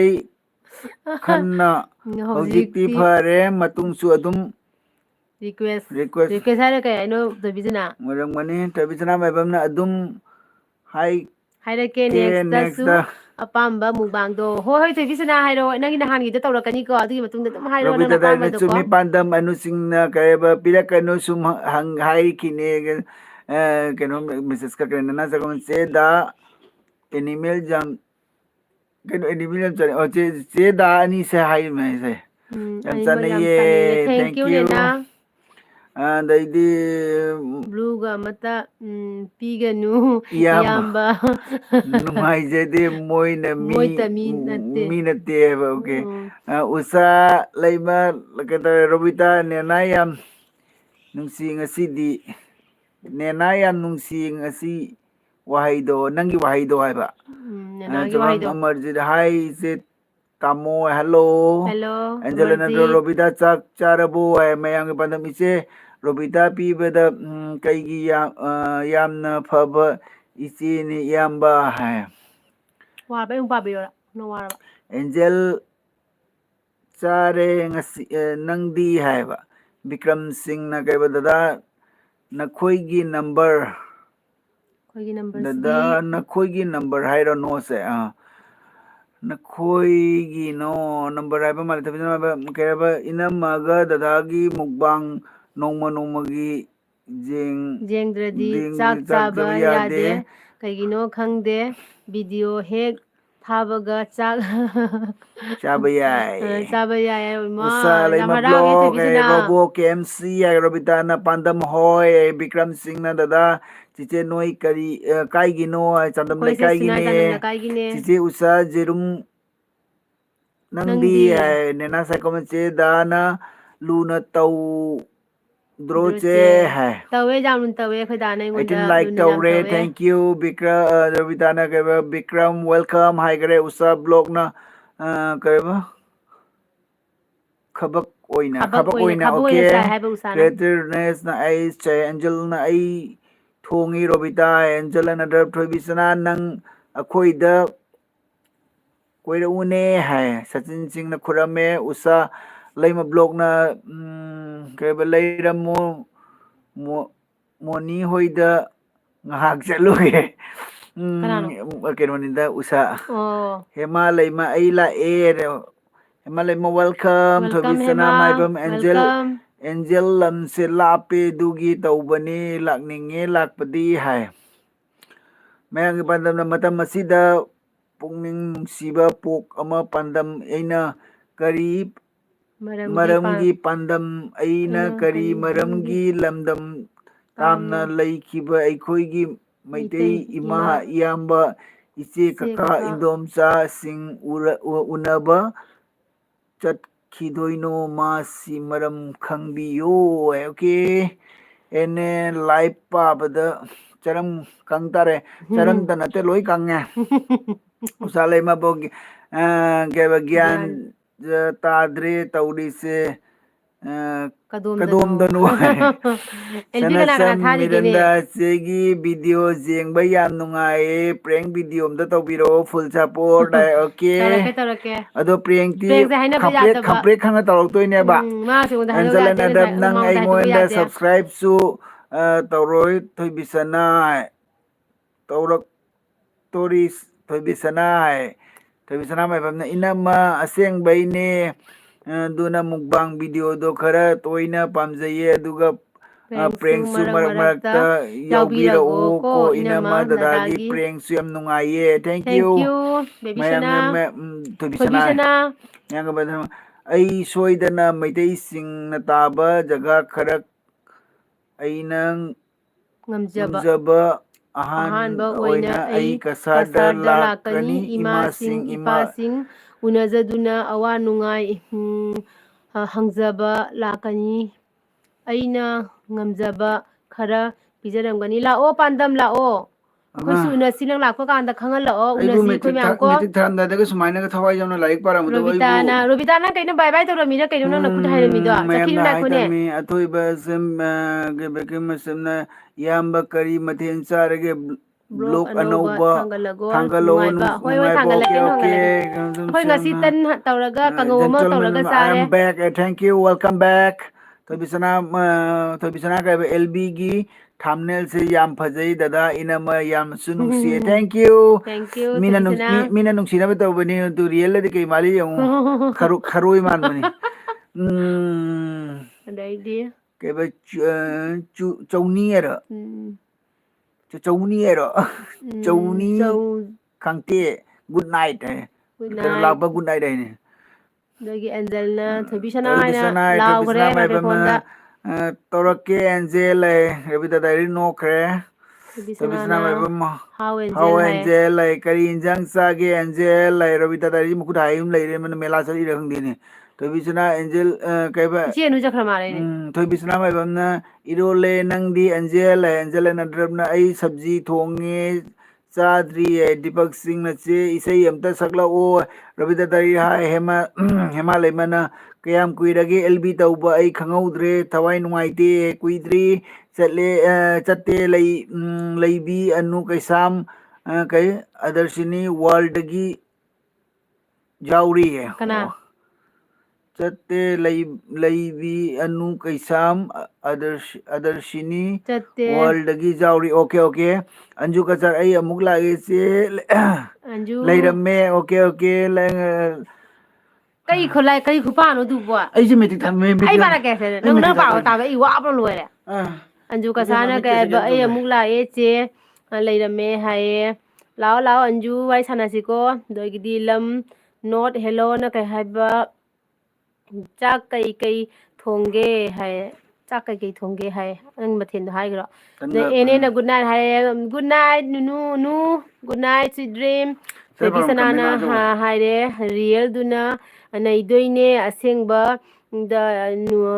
ꯑꯁꯦꯡꯕꯗ ꯎꯅꯤꯡꯉꯦ ꯌꯥꯝꯅ ꯍꯥꯏ ꯑꯗꯨꯅꯦ ꯎꯅꯁꯦ ꯊꯣꯏꯕꯤꯁꯅꯥ ꯑꯦꯟꯖꯦꯜꯅ ꯀꯩ ꯍꯥꯏꯕ ꯈꯔꯣꯏ ꯍꯥꯏꯔꯒ ꯃꯌꯥ ꯍꯤꯒꯠꯂ ꯅꯣꯛꯈ꯭ꯔꯦ ꯑꯗꯒꯤꯗꯤ ꯍꯥꯎꯕꯤꯖꯝ ꯅꯟꯗꯤꯅ ꯍꯥꯏꯌꯦ ꯔꯣꯕꯤꯇꯥꯅ ꯖꯒꯣꯏ ꯁꯥꯖꯤꯟꯈ꯭ꯔꯦ ꯑꯗꯒꯤꯗꯤ ꯒꯣꯃꯥ ꯗꯦꯕꯤꯅ ꯅꯪ ꯀꯥꯏ ꯂꯩ ꯍꯥꯏꯌꯦ ꯀꯅꯥꯗꯅꯣ ꯈꯪꯗꯦ ꯍꯥꯏꯁꯦ ꯑꯦꯟꯖꯦꯜꯅ ꯔꯣꯕꯤꯇꯥ ꯇꯨꯝꯃꯤꯔ ꯅꯪꯉꯥꯏꯅ ꯑꯦꯟꯖꯦꯜꯅ ꯍꯪꯈꯔꯦ ꯑꯗꯩ ꯄꯥꯟꯗꯝꯅ ꯏꯌꯥꯝꯕ ꯉꯁꯤꯗꯤ ꯏꯌꯥꯝꯕ ꯉꯁꯥꯏꯒꯤ ꯃꯤ ꯑꯃꯅ ꯋꯥꯍꯩ ꯈꯔ ꯍꯥꯏꯕꯗꯣ ꯅꯅꯥꯎꯒꯤ ꯊꯃꯣꯏꯗ ꯄꯥꯜꯂꯤ ꯑꯗꯨꯕꯨ ꯀꯔꯤ ꯍꯥꯏꯕ ꯁꯥꯎꯗꯦ ꯃꯇꯝ ꯄꯨꯝꯕꯗ ꯑꯩꯈꯣꯏ ꯃꯅꯤꯄꯨꯔ ꯃꯩꯇꯩ ꯃꯆꯥ ꯈꯔꯅ ꯐꯠꯇ꯭ꯔꯁꯨ ꯑꯐꯕ ꯀꯌꯥ ꯑꯃ ꯂꯩ ꯈꯪꯕꯤꯌꯨꯀꯣ ꯃꯥꯅꯤ ꯆꯨꯝꯃꯤ ꯄꯥꯟꯗꯝ ꯐꯠꯇꯕ ꯑꯐꯕ ꯂꯩꯔꯕꯗꯤ ꯐꯠꯇꯕꯁꯨ ꯑꯗꯨꯝ भाई ꯂꯩꯗꯣꯏꯅꯦꯕꯀꯣ आमी ऐसे गाई ꯑꯗꯨꯗꯨꯅ ꯍꯥꯏꯗꯤ ए आज ꯋꯥꯔꯧꯅꯔꯣꯏꯁꯤ ꯏꯆꯤꯜ ꯏꯅꯥꯎ ꯑꯩꯈꯣꯏ ꯋꯥꯔꯧꯅꯔꯣꯏꯁꯤ ꯑꯩꯈꯣই ꯃꯩꯇꯩ ꯃꯆꯥ ꯉꯛꯇꯅꯤꯀꯣ ꯑꯗꯨꯅ ꯑꯩꯈꯣꯏ ꯋꯥꯔꯧꯅꯔꯣꯏꯁꯤ ꯃꯅꯤꯄꯨꯔꯗꯕꯨ ꯂꯩꯔꯁꯨ याम ꯃꯐꯝꯗ सांगनु ꯂꯩꯔꯒꯁꯨ हे वारी ना कमेंट ꯑꯗꯨ बरो ꯑꯣꯏꯁꯨ माथारो हे ꯑꯗꯒꯤ ꯑꯥꯔꯖꯦꯅ कꯩ ꯍꯥꯏꯕ ꯏꯕꯥꯏ ꯑꯥꯔꯃꯤ ꯑꯥꯏꯁꯦ ꯍꯥꯏꯔꯒ ꯁꯥꯏꯀꯜꯒ ꯊꯧꯔꯒ ꯂꯥꯛꯏꯅꯦ ꯃꯥ ꯁꯥꯏꯀꯜ ꯌꯥꯝ ꯐꯖꯩꯅꯦ ꯑꯗꯩꯗꯤ ꯀꯩ ꯍꯥꯏꯕ पेट्रोल ꯀ꯭ꯔꯤꯌꯦꯇꯔ जाओ दब सके ꯅꯤꯁꯥꯅ थोड़ी रखने ꯁꯤ ꯑꯦꯝ ꯕꯤꯔꯦꯟꯅ ꯑꯁꯥꯃꯤꯁ ꯃꯩꯇꯩ ꯍꯥꯏꯔꯝꯕꯗꯣ ꯀꯩ ꯍꯥꯏꯕ ꯈꯣꯏꯍꯨꯝꯗ कोई बहुमदा ꯈꯣꯏ ꯃꯍꯨꯝꯗ ꯆꯩ ꯊꯤꯡꯖꯤꯜꯂꯝꯕꯅꯤ ꯃꯅꯤꯄꯨꯔꯒꯤ ꯃꯩꯇꯩ ꯑꯣꯏꯔꯒ ꯑꯁꯥꯝꯒꯤ ꯃꯩꯇꯩ ꯑꯣꯏꯒꯦꯔꯥ ꯑꯩꯈꯣꯏ ꯃꯁꯦꯟ ꯈꯠꯅꯕꯗꯣ ꯌꯥꯗꯦ ꯍꯥꯏꯌꯦ ꯃꯥꯅꯤ ꯆꯨꯝꯃꯤꯀꯣ ꯑꯗꯒꯤ ꯔꯣꯕꯤꯇꯥꯅ ꯀꯩ ꯍꯥꯏꯕ ꯑꯦꯟꯖꯦꯜ ꯑꯅꯨ ꯀꯩꯁꯥꯝꯗ ꯌꯥꯎꯔꯤ ꯌꯥꯏꯌꯦ ꯑꯠꯁꯥ ꯑꯗꯒꯤꯗꯤ ꯑꯦꯟꯖꯦꯜ ꯑꯥꯔꯖꯦꯅ ꯍꯥꯏꯔꯦ ꯑꯗꯒꯤꯗꯤ ꯅꯦꯅꯥ ꯁꯥꯏꯈꯣꯝꯅ ꯆꯦ ꯑꯅꯨ ꯗꯥꯁꯁꯦ ꯀꯔꯤ ꯍꯥꯏꯕ ꯀꯣꯃꯦꯟ ꯄꯥꯕꯗꯣ ꯂꯣꯏ ꯁꯨꯞꯄꯦ ꯇꯧꯔꯤꯁꯦ ꯑꯗꯨꯅꯦꯕ ꯏꯁꯝ ꯁꯝꯅꯕꯅꯤ ꯃꯥꯏꯗꯣ ꯑꯗꯒꯤꯗꯤ ꯑꯅꯟꯗ ꯀꯩ ꯍꯥꯏꯕ ꯍꯦꯜꯂꯣ ꯍꯥꯏꯌꯨꯅ ꯅꯪꯁꯨ ꯈꯔ ꯑꯦꯟꯖꯦꯜꯅ ꯑꯣ ꯔꯣꯕꯤꯇꯥ ꯍꯥꯏꯅ ꯇꯧꯈꯔꯦ आई उरीबो ꯑꯗꯒꯤꯗꯤ ऐसे जे वो अखोगी ꯑꯗꯨꯒꯗꯤ ꯑꯦꯟꯖꯤ था पाखलपे मोंद लेरमने ꯈ꯭ꯔꯤꯁꯇꯦꯅꯥꯅ ꯍꯦꯜꯂꯣ ꯍꯦꯜꯂꯣ ꯍꯥꯏ ꯃꯌꯥꯝ ꯄꯥꯟꯗꯝꯅ ꯋꯥꯔꯧꯕꯤ ꯀꯔꯤ ꯍꯥꯏꯕ ꯑꯩꯁꯤ ꯃꯤꯠꯁꯦ ꯀꯩꯅꯣꯝ ꯇꯧꯈꯠꯂꯦ वरौबीनु ꯋꯥꯔꯧꯕꯤꯅꯨ ꯏꯌꯥꯝꯕ इयाम्बा ꯅꯨꯡꯉꯥꯏꯇꯕ ꯊꯝꯕꯤꯒꯅꯨꯀꯣ ꯍꯥꯏ ओके ꯃꯥꯅꯤ ꯊꯝꯅꯔꯣꯏꯁꯦ ꯑꯩꯈꯣꯏ ꯃꯁꯦꯟ ꯅꯨꯡꯉꯥꯏꯇꯕ ꯊꯝꯅꯔꯣꯏꯁꯤꯅꯦ ꯑꯩꯈꯣꯏ ꯃꯁꯦꯟꯁꯦ ꯁꯨꯃꯥꯏꯅ प्रेमिता मैंने ꯇꯧꯅꯔꯗꯤ बंदा गुड ꯆꯥꯎꯈꯠꯄ नाइट ꯉꯝꯃꯣꯏꯕꯀꯣ है गुड नाइट ꯒꯨꯗ नाइट हफीजु ꯒꯨꯗ नाइट चौधरी ना कई लमगिनो कसारगी अर्जे मटई ब्लॉग ना इसे अनु नुंगाइरिबो ꯅꯨꯡꯉꯥꯏꯔꯤꯌꯦ ꯌꯥꯔꯖꯦ ꯅꯪꯗꯤ ꯀꯃꯥꯏꯅ ꯇꯧꯔꯤꯒꯦ जेंटलमैन ना कहबा आई हयेंग लाकनी सिस्टर उनाबा ओके लाओ ꯂꯥꯛꯑꯣ लाओ ꯂꯥꯛꯑꯣ अदई प्रतिमा नामैराकपम मैसेज दिले तौगरे हेमा ꯍꯦꯃꯥ लेमा ना कहबा दादो इसिंग खरा पिथक ओ से खनाव कंगनी खनाव दनते लोई कंगे थोइबिसना माइबम ना कहबा इनमागा नुंसी कहनो नुंगतिलगा ꯏꯅꯝꯃꯒ ꯅꯨꯡꯊꯤꯜꯒ ꯅꯣꯛꯅ ꯂꯩꯕꯗꯣ ꯌꯥꯝ ꯅꯨꯡꯉꯥꯏꯅꯤꯌꯦ ꯅꯨꯡꯊꯤꯜꯂꯒ ꯅꯣꯛꯅ ꯈꯣꯠꯅ ꯂꯩꯕꯗꯣ ꯌꯥꯝ ꯅꯨꯡꯉꯥꯏꯅꯤ ꯍꯥꯏ ꯃꯥꯜꯂꯦ ꯑꯩꯈꯣꯏꯗꯤ ꯏꯕꯨꯡ ꯏꯅꯝꯃꯁꯨ ꯂꯩꯇꯦ ꯑꯗꯨꯅ ꯐꯪꯗꯔꯦ ꯃꯤꯒꯤ ꯃꯅꯝꯃꯒ ꯃꯆꯜꯒ ꯐꯝꯃꯤꯟꯅꯅ ꯑꯆꯥꯄꯣꯠꯀ ꯆꯥꯃꯤꯟꯅꯕꯗꯣ ꯎꯔꯒ ꯀꯜꯂꯛꯑꯦ ꯍꯥꯏ ꯑꯗꯨꯅꯦꯕ ꯂꯥꯛꯑꯣ ꯅꯪꯁꯨ ꯂꯥꯛꯑꯣ ꯀꯁꯥꯔꯗ एंजल ना कहबा अनोप उपो बाय ꯅꯣꯏ ꯕꯥꯏ ꯃꯃꯤꯠꯁꯦ ꯄꯨꯔꯥ ꯌꯥꯗ꯭ꯔꯕꯅꯤ ꯑꯗꯒꯤꯗꯤ ꯋꯥꯍꯦꯗꯥ ꯑꯦꯝꯅ ꯆꯦ ꯀꯩ ꯌꯦꯟꯁꯥꯡ ꯆꯥꯒꯦ ꯑꯩꯈꯣꯏ ꯉꯁꯤ ꯇꯟ ꯍꯧꯔꯦ ꯇꯟ ꯍꯧꯔꯒ ꯀꯥꯡꯉꯧ ꯑꯃ ꯇꯧꯔꯒ ꯑꯗꯨꯃꯥꯏꯅ ꯆꯥꯔꯦꯀꯣ ꯑꯗꯨ ꯔꯣꯕꯤꯇꯥꯅ ꯀꯩꯅꯣ ꯈꯪꯗꯦ ꯖꯒꯣꯏꯒ ꯄꯪꯁꯥ ꯁꯥꯖꯤꯜꯂꯦ ꯑꯗꯒꯤꯗꯤ ꯖꯤꯅꯥꯅ ꯍꯥꯏ ꯍꯦꯜꯂꯣ ꯖꯤꯅꯥ ꯑꯥꯔꯖꯦꯅ ꯂꯥꯒꯤꯖꯥꯎ ꯍꯥꯏꯅ ꯅꯣꯛꯈꯔꯦ ꯑꯥꯔꯖꯦꯅ ꯆꯣꯡꯈ꯭ꯔꯦ ꯃꯥꯁꯨ ꯑꯗꯩ ꯑꯥꯔꯖꯦꯅ ꯏꯕꯥꯏ ꯀꯩ ꯍꯥꯏꯕ ꯖꯥꯏꯇꯥꯝꯅꯤ ꯍꯥꯏ ꯅꯥꯔꯦ ꯖꯥꯏꯌꯣ ꯅꯥꯔꯦ ओए ꯑꯥꯔꯖꯦ अर्जे ꯚꯥꯏ मार खाई थी ꯖꯥꯏꯌꯣꯅ ꯑꯗꯒꯤꯗꯤ ꯑꯥꯒꯁ ꯍꯤꯖꯝꯅ ꯅꯣꯛꯄꯒꯤ ꯏꯃꯣꯖꯤ ꯊꯥꯖꯤꯜꯂꯛꯑꯦ ꯑꯦꯟꯖꯦꯜꯅ ꯑꯥꯔꯖꯦ ꯃꯤꯅ ꯀꯧꯔꯒ ꯈꯨꯝꯗꯤꯗꯣ ꯀꯩꯒꯤꯅꯣ ꯍꯥꯏꯌꯦ ꯑꯥꯔꯖꯦꯅ ꯑꯦꯟꯖꯦꯜ ꯁꯤꯁ ꯀꯔꯤ ꯑꯦꯟꯁꯥꯡ ꯆꯥꯒꯦ ꯍꯥꯏꯈꯔꯦ ꯑꯗꯨꯗꯒꯤꯗꯤ ꯁꯨꯕꯥꯁꯤꯅꯤꯅ ꯍꯥꯏ ꯍꯦꯜꯂꯣ ꯁꯨꯕꯥꯁꯤꯅꯤ ꯑꯗꯩ ꯔꯣꯕꯤꯇꯥꯅ ꯑꯃꯨꯛ ꯔꯣꯕꯤꯇꯥ ꯖꯒꯣꯏ ꯁꯥꯕꯩ ꯁꯨꯡꯂꯦꯞ ꯂꯦꯞꯇꯦꯕꯣ ꯑꯗꯒꯤ ꯑꯥꯅꯟꯅ ꯀꯩ ꯍꯥꯏꯕ ꯀꯩ ꯋꯥꯔꯤ ꯑꯣꯏꯔꯤꯅꯣ ꯍꯥꯏꯅ ꯍꯥꯏꯔꯦ ꯑꯗꯨꯒꯗꯤ ꯑꯅꯤꯜ ꯀꯨꯃꯥꯔꯅ ꯄꯣꯛ ꯃꯨꯛꯕꯥꯡ ꯇꯧꯕꯤꯔꯒꯣ ꯏꯆꯦꯒ ꯏꯕꯥꯏꯒ ꯍꯥꯏꯌꯦ ꯑꯗꯣ ꯑꯅꯤꯜ ꯀꯨꯃꯥꯔ ꯑꯩꯈꯣꯏ ꯄꯣꯛ ꯆꯥꯗꯦ ꯑꯗꯨꯗꯨꯅ ꯆꯥꯗꯕꯅꯤꯅ ꯇꯧꯔꯛꯄꯗꯣ ꯑꯗꯨꯒꯤꯅꯦꯕ ꯑꯇꯣꯞꯄ ꯑꯃ ꯍꯥꯏꯔꯛꯎꯀꯣ ꯄꯣꯛꯇꯤ ꯆꯥꯖꯗꯦ ꯑꯩꯈꯣꯏ ꯑꯗꯩꯗꯤ ꯁꯤꯅ ꯀꯩꯅꯣ ꯑꯁꯤ ꯄꯥꯔꯣꯏꯒꯦꯀꯣ ꯔꯣꯕꯤꯇꯥ ꯑꯥꯔꯖꯦꯗ ꯑꯝꯇ ꯀꯩꯅꯣ ꯄꯤꯁꯟꯈꯣ ꯕ꯭ꯂꯨ ꯄꯤꯁꯟꯈꯣ ꯑꯥꯔꯖꯦ ꯕ꯭ꯂꯨ ꯄꯤꯔꯛꯀꯦꯗꯣ ꯀꯩꯅꯣ ꯑꯃꯈꯛ ꯂꯥꯛꯄꯅꯦꯕ ꯑꯗꯨꯗꯣ ꯑꯝꯇꯪ ꯀꯩꯅꯣ ꯇꯧꯁꯜꯂꯣ हातोखरो ꯑꯗꯣ ꯍꯥꯠꯇꯣꯛꯈ꯭ꯔꯣ ꯑꯝꯇ ꯑꯥꯔꯖꯦꯁꯨ ꯁꯤꯒꯩꯁꯦ ꯀꯗꯥꯏꯗꯅꯣ ꯃꯈ ꯌꯥꯎꯔꯛꯄꯅꯤ ꯀꯗꯥꯏꯅꯣ ꯀꯊꯛꯈꯔ ꯃꯥꯜꯂꯦ कुकी नि कुकी ꯔꯣꯕꯤꯇꯥꯗ ꯑꯩꯅ ꯀꯊꯛꯈꯔꯦ ꯑꯗꯨꯗꯒꯤꯗꯤ ꯅꯦꯅꯥꯅ ꯅꯣꯛꯈ꯭ꯔꯦ ꯑꯗꯨꯗꯒꯤꯗꯤ ꯊꯣꯛꯆꯣꯝ ꯀꯩ ꯍꯥꯏꯕ ꯒꯣꯔꯣꯕꯅ ꯍꯥꯏ ꯍꯥꯏꯔꯦ ꯍꯦꯜꯂꯣ ꯄ꯭ꯔꯇꯤꯃꯥꯅ ꯍꯥꯏ ꯍꯦꯜꯂꯣ ꯑꯗꯨꯗꯒꯤꯗꯤ ꯑꯥꯔꯖꯦ ꯕ꯭ꯂꯣꯛꯅ ꯀꯩꯅꯣ ꯇꯧꯔꯛꯏꯁꯦ ꯄꯣꯁꯀ ꯇꯧꯔꯛꯏꯅꯦ ꯑꯥꯔꯖꯦꯁꯦ ꯑꯗꯨꯗꯒꯤꯗꯤ ꯏꯟꯁꯇꯥꯒ꯭ꯔꯥꯝ ꯚꯥꯏꯔꯦꯜꯅ ꯑꯦꯒꯦꯟ ꯇ꯭ꯔꯤꯄꯨꯔꯥꯗꯒꯤ ꯍꯥꯏꯌꯦ ꯊꯦꯡꯀ꯭ꯌꯨ ꯁꯣ ꯃꯆ ꯇ꯭ꯔꯤꯄꯨꯔꯥꯒꯤ ꯑꯩꯈꯣꯏꯒꯤ ꯀꯔꯤ ꯏꯕꯨꯡ ꯑꯣꯏꯗꯣꯏꯔꯥ ꯀꯔꯤ ꯑꯣꯏꯗꯣꯏꯅꯣ ꯑꯩꯈꯣꯏꯒꯤ ꯑꯦꯜꯕꯤꯗ ꯂꯥꯛꯄꯤꯕꯒꯤꯗꯃꯛꯇ ꯊꯦꯡꯀ꯭ꯌꯨ ꯑꯗꯒꯤꯗꯤ ꯁꯞꯄꯣꯔꯠ ꯇꯧꯖꯔꯤ ꯍꯥꯏꯔꯒ ꯀꯩ ꯀꯩꯅꯣ ꯃꯌꯥꯝ ꯄꯤꯁꯜꯂꯛꯑꯦ ꯑꯗꯨꯗꯒꯤꯗꯤ ꯀꯩꯅꯣ ꯗꯦꯂꯤꯠ ꯇꯧꯔꯤꯁꯦ ꯀꯅꯥꯅꯣ ꯁꯤ ꯑꯣꯔꯣꯕꯤꯇꯥ ꯗꯦꯂꯤꯠ ꯃꯌꯥꯝ ꯂꯩꯔꯝꯃꯤꯅꯦ ꯑꯗꯣ ꯑꯗ ꯃꯌꯥꯝꯒꯤ ꯄꯥꯟꯗꯝꯅ ꯃꯌꯥꯝꯅ ꯏꯆꯦ ꯏꯌꯥꯝꯕꯒꯤ ꯂꯥꯏꯛ ꯇꯧꯕꯤꯔꯝꯃꯣ ꯍꯥꯏꯌꯦ ꯃꯌꯥꯝ ꯑꯝꯇ ꯇꯧꯕꯤꯔꯝꯃꯣ ꯑꯩꯒꯤ Haino Dorobita, Kaina, Haino. ꯑꯣ ꯑꯗꯒꯤꯗꯤ ꯁꯣꯏꯕꯨꯝꯁꯤꯡꯅ ꯀꯩ ꯍꯥꯏꯕ Soibumsinga. ꯁꯣꯏꯕꯨꯝꯁꯤꯡꯅ ꯍꯥꯏꯌꯦ ꯍꯥꯏꯕꯨꯡ ꯍꯥꯏ ꯍꯦꯜꯂꯣ ꯇꯧꯈ꯭ꯔꯣ ꯅꯉꯣꯟꯗ ꯍꯥꯏ Hello, Kuno ꯗꯣ Soibumsinga. ꯖꯦꯟꯇꯜꯃꯦꯟꯅ ꯒꯨꯗ ꯅꯥꯏꯠ ꯁꯤ ꯌꯨ ꯅꯦꯛꯁ ꯚꯤꯗꯤꯑꯣ ꯕ꯭ꯔꯣ ꯀꯩ ꯍꯥꯏꯕ ꯊꯣꯛꯄꯗꯤ ꯉꯝꯗꯔꯦ ꯍꯥꯏꯌꯦ ꯑꯗꯣ ꯖꯦꯟꯇꯜꯃꯦꯟ ꯅꯪ ꯑꯗꯨꯝ ꯆꯤꯜꯂꯒꯗꯤ ꯊꯣꯛꯑꯣ ꯀꯩꯁꯨ ꯀꯥꯏꯗꯦꯀꯣ ꯑꯗꯣ ꯑꯩꯈꯣꯏꯒꯤ ꯑꯦꯜꯕꯤꯗ ꯂꯥꯛꯄꯤꯔꯝꯕꯒꯤꯗꯃꯛꯇ ꯌꯥꯝ ꯁꯥꯊꯤꯅ ꯅꯨꯡꯉꯥꯏꯕ ꯅꯨꯡꯁꯤꯕ ꯐꯣꯡꯗꯣꯛꯆꯔꯤ ꯑꯗꯣ ꯆꯤꯟꯕ ꯂꯩꯔꯒꯗꯤ ꯀꯩꯁꯨꯝ ꯀꯥꯏꯗꯦꯀꯣ ꯑꯗꯒꯤ ꯃꯌꯥꯝ ꯄꯥꯟꯗꯝꯅ ꯀꯩ ꯍꯥꯏꯕ ꯀꯨꯀꯤ ꯃꯤꯅꯥꯏ ꯍꯥꯏꯅ ꯍꯥꯏꯈꯔꯦ ꯄꯥꯟꯗꯝꯅ ꯑꯗꯨꯅꯤ ꯆꯪꯉꯒ ꯇꯧꯔꯤ ꯂꯥꯜꯂꯦ ꯌꯦꯡꯉꯨꯁꯦ ꯁꯤ ꯇꯟꯗ꯭ꯔꯥ ꯍꯥꯏꯕ Laksana ꯑꯗꯩ he. ꯂꯥꯏꯁ꯭ꯔꯝꯅ ꯀꯩ ꯍꯥꯏꯕ Mi ꯑꯔꯖꯨꯟꯅ ꯀꯩ changena. ꯍꯥꯏꯕ ꯀꯩ ꯃꯊꯦꯜ ꯆꯥꯕꯤꯔꯒꯦ ꯑꯩꯈꯣꯏ ꯉꯁꯤ ꯇꯟ ꯆꯥꯔꯦ ꯇꯟꯒ ꯑꯗꯨꯒꯩꯗꯤ ꯀꯥꯡꯉꯧꯒ ꯆꯥꯔꯦ ꯑꯗꯩ ꯅꯦꯅꯥꯅ ꯀꯨꯀꯤ ꯌꯥꯎꯔꯦꯗ ꯏꯆꯦ ꯑꯅꯨꯁꯤꯗ ꯍꯥꯏ ꯌꯥꯎꯔꯦ ꯑꯦꯟꯖꯜꯅ ꯀꯩ ꯍꯥꯏꯕ ꯀꯔꯣꯅꯥ Huramanina, Hurana Sangaimina. ꯀꯣꯔꯣꯅꯥ ꯌꯧꯔꯦ ꯃꯌꯥꯝ ꯀꯣꯔꯣꯅꯥ ꯌꯥꯎꯔꯦ ꯃꯌꯥꯝ ꯍꯥꯏꯕ Corona dona gara paine. ꯅꯣꯏꯒꯤꯗꯤ ꯔꯣꯕꯤꯇꯥꯅ ꯍꯤꯒꯠꯂꯤ ꯅꯣꯏ ꯔꯣꯕꯤꯇꯥꯗꯤ ꯅꯣꯏ ꯄꯥꯟꯗꯝꯅ ꯀꯩ ꯍꯥꯏꯕ ꯀꯨꯀꯤ ꯅꯪ siꯒꯦꯔꯣ ꯍꯥꯏꯌꯦ ꯑꯗꯒꯤꯗꯤ ꯀꯩꯅꯣꯅ ꯀꯩ ꯍꯥꯏꯕ ꯅꯅꯥꯎꯅ ꯀꯩ ꯍꯥꯏꯕ ꯀꯩ ꯃꯊꯦꯜ ꯆꯥꯔꯒꯦ ꯍꯥꯏ ꯍꯪꯒꯥꯝꯗ ꯈꯨꯝꯃꯣ Nang ꯑꯗꯒꯤ kun mangam da braba. ꯑꯩ ꯁꯣꯝꯗ ꯄꯥꯕ Tanga ꯉꯝꯗꯦ kenoga, tanganga, kuyi ngauthunga. ꯔꯣꯕꯤꯇꯥꯅ Kanghawa. ꯑꯣꯏꯃꯥ ꯑꯩ ꯍꯥꯏꯔ ꯀꯞꯈ꯭ꯔꯦ ꯔꯣꯕꯤꯇꯥꯁꯦ ꯑꯗꯒꯤ ꯑꯥꯔꯖꯦꯅ ꯏꯕꯥꯏ ꯂꯥꯒꯤꯖꯥꯎ ꯍꯥꯏꯅ ꯍꯥꯏꯈ꯭ꯔꯦ Lagizau, ꯑꯗꯒꯤ lagizau, ꯄꯥꯟꯗꯝꯅ lagizau. ꯀꯨꯀꯤ ꯂꯥꯛꯑꯦ ꯍꯥꯏꯌꯦ ꯅꯦꯅꯥꯅ ꯀꯨꯀꯤ ꯅꯪ ꯁꯤꯗ ꯆꯪꯂꯛꯀꯅꯨ ꯆꯠꯂꯣ ꯍꯥꯏꯅ ꯇꯥꯟꯊꯣꯛꯈ꯭ꯔꯦ ꯑꯗꯒꯤꯗꯤ ꯀꯔꯤ ꯍꯥꯏꯕ ꯁꯣꯏꯕꯣꯝ ꯁꯤꯡꯍꯅ ꯕꯨꯡ ꯇꯨꯝꯂꯣ ꯍꯥꯏꯌꯦ ꯁꯣꯏꯕꯣꯝꯅ ꯕꯨꯡ ꯇꯨꯝꯂꯣ ꯍꯥꯏꯔꯦ ꯑꯗꯩ ꯑꯅꯤꯜ ꯀꯨꯃꯥꯔꯅ ꯄꯣꯛ ꯃꯨꯛꯕꯥꯡ ꯇꯧꯕꯤꯔꯒꯣ ꯏꯆꯦꯒ ꯏꯕꯥꯏꯒ ꯍꯥꯏ ꯄꯣꯛꯇꯣ ꯆꯥꯖꯗꯦ ꯑꯅꯤꯜ ꯀꯨꯃꯥꯔ ꯑꯩꯈꯣꯏ ꯄꯣꯛ ꯅꯠꯇꯕ ꯑꯇꯣꯞꯄ ꯑꯃ ꯍꯥꯏꯔꯛꯎ ꯉꯥꯒꯨꯝꯕꯗ ꯑꯣꯏꯅ ꯍꯥꯏꯔꯛꯎꯀꯣ ꯑꯗꯒꯤ ꯄꯥꯟꯗꯝꯅ ꯍꯥꯏꯔꯦ ꯃꯩꯇꯩ ꯉꯥꯎꯔꯦ ꯀꯨꯀꯤ ꯉꯥꯎꯔꯦ ꯀꯨꯀꯤ ꯐꯨ ꯍꯥꯏ ꯑꯗꯨꯅꯤꯅꯦ ꯑꯗꯒꯤ ꯔꯣꯕꯤꯇꯥꯅ ꯃꯦꯠꯂꯒꯦ ꯍꯥꯏꯔꯒ ꯁꯥꯎꯈ꯭ꯔꯦ ꯔꯣꯕꯤꯇꯥꯅ ꯔꯣꯕꯤꯇꯥ ꯃꯦꯠꯊꯠꯂꯛꯑꯣ ꯑꯝꯇꯪ ꯇꯧꯊꯔꯣ ꯅꯪ Nena Saiko. ꯅꯦꯅꯥꯅ ꯀꯨꯀꯤ ꯍꯨꯏ ꯅꯪ ꯁꯤꯔꯅꯤꯅ ꯍꯥꯏꯔꯦ ꯑꯗꯒꯤꯗꯤ ꯄ꯭ꯔꯤꯌꯥꯡꯀꯥ ꯁꯥꯏꯈꯣꯝꯅ ꯀꯩ ꯍꯥꯏꯕ ꯀꯩꯅꯣꯅꯦ ꯍꯥꯏꯅ ꯍꯥꯏꯔꯦ ꯑꯗꯒꯤꯗꯤ ꯄꯥꯟꯗꯝꯅ ꯀꯩ ꯍꯥꯏꯕ ꯉꯥꯏꯌꯨ ꯏꯆꯦ ꯔꯣꯕꯤꯇꯥ ꯍꯥꯏꯔꯦ ꯑꯗꯒꯤꯗꯤ ꯄꯥꯟꯗꯝꯅ ꯑꯩ ꯇꯧꯒꯦ ꯍꯥꯏꯌꯦ ꯑꯗꯒꯤꯗꯤ ꯀꯅꯥꯅꯣ ꯁꯤꯅ ꯀꯤꯛꯅ ꯑꯦꯗꯤꯠꯅ ꯍꯥꯏ ꯇꯧꯔꯦ ꯍꯦꯜꯂꯣ ꯑꯗꯒꯤꯗꯤ ꯑꯥꯔꯖꯦꯅ ꯏꯆꯦ ꯑꯅꯨ ꯑꯩꯒꯤ ꯚꯤꯗꯤꯑꯣ Yengdaba. ꯌꯦꯡꯗꯕ ꯑꯩꯒ ꯑꯥꯔꯖꯦ ꯅꯪ ꯀꯔꯤ ꯉꯁꯤ ꯚꯤꯗꯤꯑꯣ ꯊꯥꯡꯒꯠꯂꯛꯄ꯭ꯔꯣ ꯑꯩ ꯉꯔꯥꯡ ꯑꯩꯒꯤ ꯃꯣꯕꯥꯏꯜ ꯌꯥꯔꯨꯗ꯭ꯔꯦ ꯑꯥꯔꯖꯦ ꯅꯣꯏ ꯏꯕꯥꯏ ꯆꯠꯂꯒ ꯁꯦꯝꯃꯨꯔꯤꯅꯤ ꯈꯪꯕ꯭ꯔꯥ ꯑꯗꯒꯤꯗꯤ ꯑꯥꯔꯖꯦꯅ ꯀꯩ ꯍꯥꯏꯕ ꯑꯦꯟꯖꯦꯜ ꯁꯤꯁ ꯍꯥꯏꯔꯒ ꯀꯞꯈꯔꯦ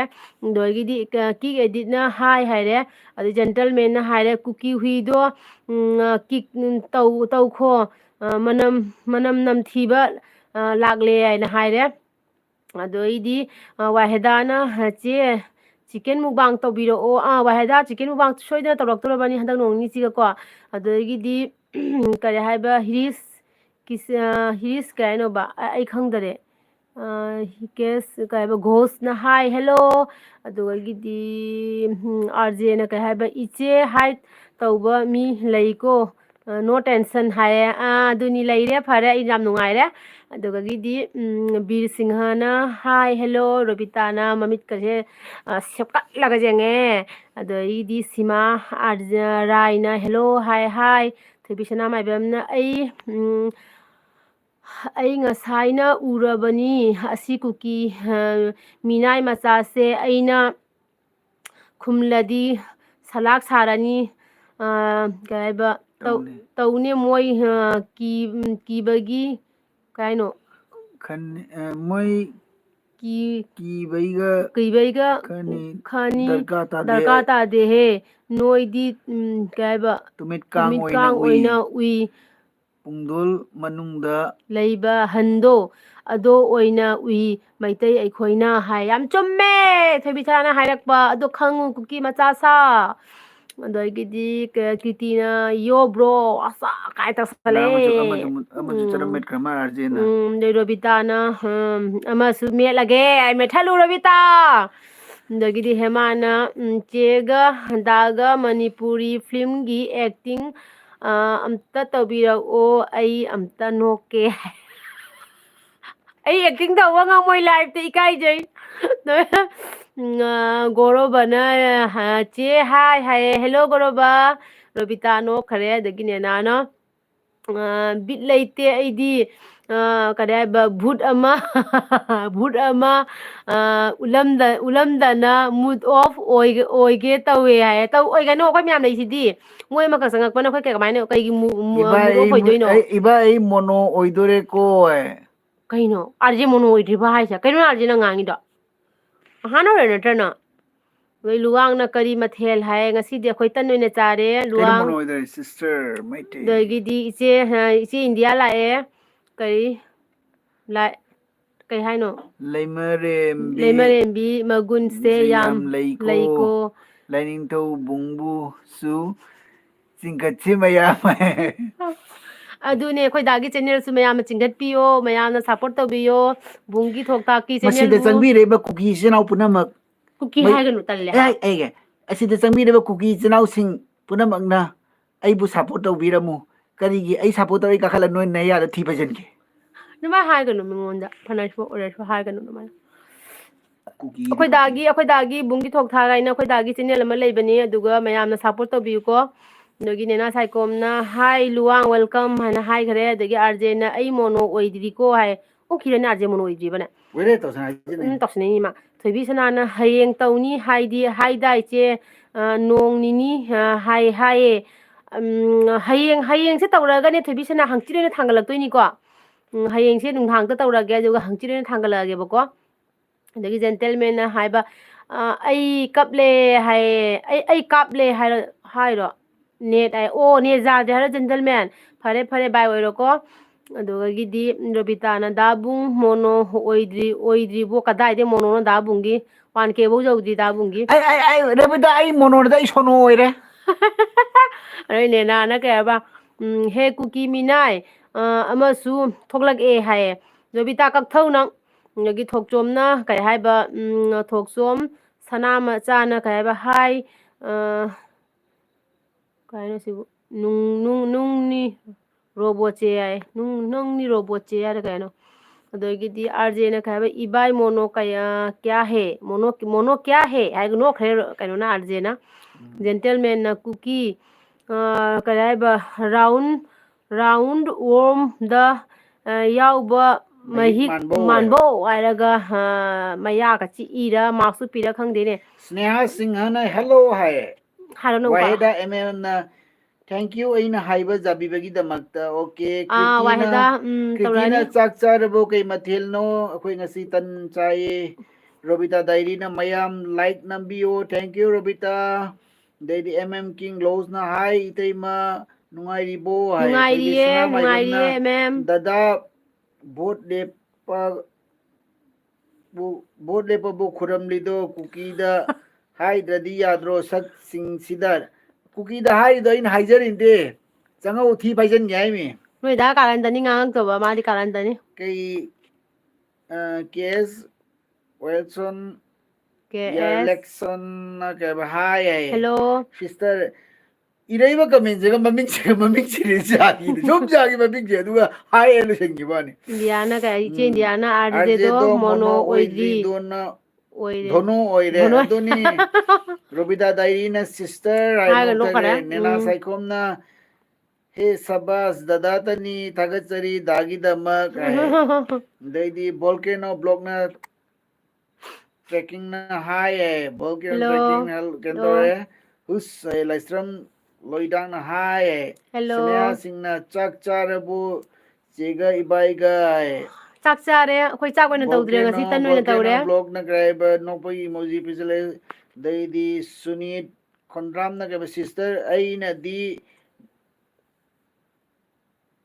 ꯉꯥꯎ ꯀꯩꯕ ꯅꯉꯧꯔ ꯀꯔꯤ ꯍꯥꯏꯅꯣ ꯒ꯭ꯌꯥꯟ ꯇꯥꯗ꯭ꯔꯦ ꯃꯥꯏ ꯀꯃꯦꯟꯁꯦ ꯑꯦꯜꯕꯤ ꯗꯩꯗꯤ ꯁꯤꯁꯇꯔꯅ ꯀꯔꯤ ꯍꯥꯏꯕ ꯁꯤꯁꯇꯔ ꯏꯟꯗꯤꯌꯥꯅ ꯑꯦꯜꯕꯤꯗ ꯀꯨꯀꯤ ꯌꯥꯎꯔꯗꯤ ꯍꯤꯠ ꯑꯦꯜꯕꯤꯅꯤ ꯍꯨꯏ ꯊꯣꯡꯕ ꯆꯥꯕ ꯀꯨꯀꯤꯗꯤ ꯃꯤꯅꯥꯏ ꯃꯆꯥꯅꯤ ꯑꯗꯣꯅꯤ ꯔꯣꯕꯤꯇꯥ ꯗꯥꯏꯔꯤꯅ ꯑꯅꯨ ꯌꯥꯡꯅ ꯄꯥꯎ ꯀꯃꯦꯟ ꯇꯞꯄꯦ ꯍꯥꯏ ꯑꯗꯨꯅꯤꯅꯦ ꯏꯟꯖꯥꯡ ꯄꯥꯕ ꯗꯦꯟꯁ ꯍꯩꯇ ꯋꯤꯠ ꯂꯩꯔꯦꯅꯦ ꯕꯣꯁꯅ ꯍꯜꯂꯣ ꯑꯥꯏ ꯑꯦꯝ ꯑꯦꯝꯅ ꯀꯤꯡ ꯂꯣꯁꯅ ꯏꯇꯩꯃꯒ ꯗꯗꯥꯒ ꯀꯩ ꯂꯝꯒꯤꯅꯣ ꯑꯩꯈꯣꯏ ꯀꯁꯥꯔꯗꯩꯅꯤ ꯀꯁꯥꯔ ꯁꯨꯅꯥꯏꯒꯤꯅꯤ ꯑꯗꯩꯗꯤ ꯕꯦꯡꯀꯣꯜ ꯕꯥꯏꯠꯅ ꯍꯦꯜꯂꯣ ꯃꯩꯇꯩꯁꯤꯡ ꯍꯥꯏ ꯍꯜꯂꯣ ꯍꯜꯂꯣ ꯕꯦꯡꯒꯣꯛ ꯕꯥꯏꯠꯅ ꯅꯣꯛꯁꯜꯂꯦ ꯁꯍꯤꯕ ꯕꯄꯨꯅ ꯀꯩꯅꯣ ꯀꯩꯅꯣ ꯏꯃꯣꯖꯤ ꯊꯥꯖꯜꯂꯦ ꯔꯕꯤꯇꯥ ꯗꯥꯏꯔꯤ ꯆꯦꯠꯅ ꯌꯦꯡꯈ꯭ꯔꯦ ꯔꯕꯤꯇꯥ ꯆꯦꯛꯁꯜꯂꯨ ꯋꯥꯍꯤꯗ ꯑꯦꯝꯅ ꯀꯨꯀꯤꯁ ꯑꯩꯈꯣꯏ ꯃꯌꯥꯝ ꯆꯪꯅ ꯍꯥꯠꯀꯗꯅꯤ ꯍꯥꯏ ꯕꯦꯕꯤꯁꯅꯥ ꯃꯥꯏꯕꯅ ꯏꯅꯝꯃ ꯏꯁꯩ ꯁꯛꯁꯦ ꯍꯥꯏ ꯅꯦꯅꯥ ꯁꯥꯏꯈꯣꯝꯅ ꯆꯦ ꯑꯅꯨ ꯑꯩꯗꯤ ꯌꯥꯝ ꯁꯥꯎꯅꯤꯡꯉꯤ ꯍꯥꯎꯀꯤꯞ ꯃꯤꯅꯥꯏꯁꯤꯡ ꯂꯥꯛꯄꯁꯦ ꯃꯩꯕꯨꯟ ꯆꯨꯕ ꯍꯦꯛ ꯅꯠꯇ꯭ꯔꯥ ꯑꯗꯨꯅꯤꯅꯦ ꯇꯟꯗꯕ ꯍꯥꯏꯗꯨꯅꯤ ꯃꯣꯏ ꯀꯩ ꯆꯥꯒ ꯆꯪꯉꯤꯅꯣ ꯈꯪꯗꯦꯕꯣ ꯑꯗꯩꯗꯤ ꯆꯦ ꯁꯤ ꯑꯩꯆ ꯑꯅꯨꯔꯥꯖ ꯁꯤꯡꯍꯅ ꯍꯜꯂꯣ ꯍꯥꯏ ꯍꯥꯏ ꯀꯤꯇꯤꯅ ꯀꯩꯅꯣ ꯃꯩꯒ ꯕ꯭ꯔꯪ ꯀꯨꯀꯤ ꯆꯥꯛꯄ ꯊꯥꯖꯤꯜꯂꯦ ꯚꯔꯁꯦꯁ ꯃꯩꯇꯩ ꯌꯥꯏ ꯑꯗꯩꯗꯤ ꯕꯦꯡꯀꯣꯛ ꯂꯩꯅ when will you guys start war again ꯏꯪꯂꯤꯁꯀ ꯉꯥꯡꯉꯛꯀꯅꯨꯗ ꯏꯪꯂꯤꯁꯀ ꯍꯩꯖꯗꯦꯗ yes we are ready for war guys ꯌꯥꯝ ꯃꯥꯟꯕ꯭ꯔꯣ ꯑꯩꯈꯣꯏꯗ Brother, ꯍꯥꯏꯕꯣ what are ꯗꯥꯏꯂꯣꯛꯇꯤ your ꯇꯨꯀꯠꯆꯩꯌꯦ channel? Let me subscribe your channel. Thank you. Brother, what is your channel? Let me subscribe your channel. Bungi Thok Thak. ꯕꯨꯡꯒꯤ ꯊꯣꯛ Losna Itaimaga Dadaga Yam Saniye. Thank you very thank much. You Rajkumari Sudipta. Chak Charabo. Who Sudiptara? Sujita ꯍꯪꯗ ꯁꯨꯖꯤꯇꯥ ꯆꯥꯛ ꯆꯥꯔꯦ ꯅꯪꯗꯤ Sudipta, ꯆꯥꯔꯕꯣ ꯑꯩꯈꯣꯏꯗꯤꯅꯦ ꯂꯥꯏꯔ ꯃꯄꯣꯛꯇ ꯄꯣꯛꯎꯕꯅ ꯆꯦꯡ ꯂꯩꯇꯅꯅꯦ ꯑꯇꯥꯇꯟ ꯑꯣꯏꯅ ꯆꯥꯔꯦ ꯑꯩꯈꯣꯏꯅ ꯆꯦꯡ ꯂꯩꯖꯗ꯭ꯔꯦ ꯑꯗꯨꯅꯅꯦ ꯑꯇꯥꯇꯟ ꯇꯧꯔ ꯇꯟꯒꯪ ꯇꯧꯔ ꯆꯥꯁꯜꯂꯦ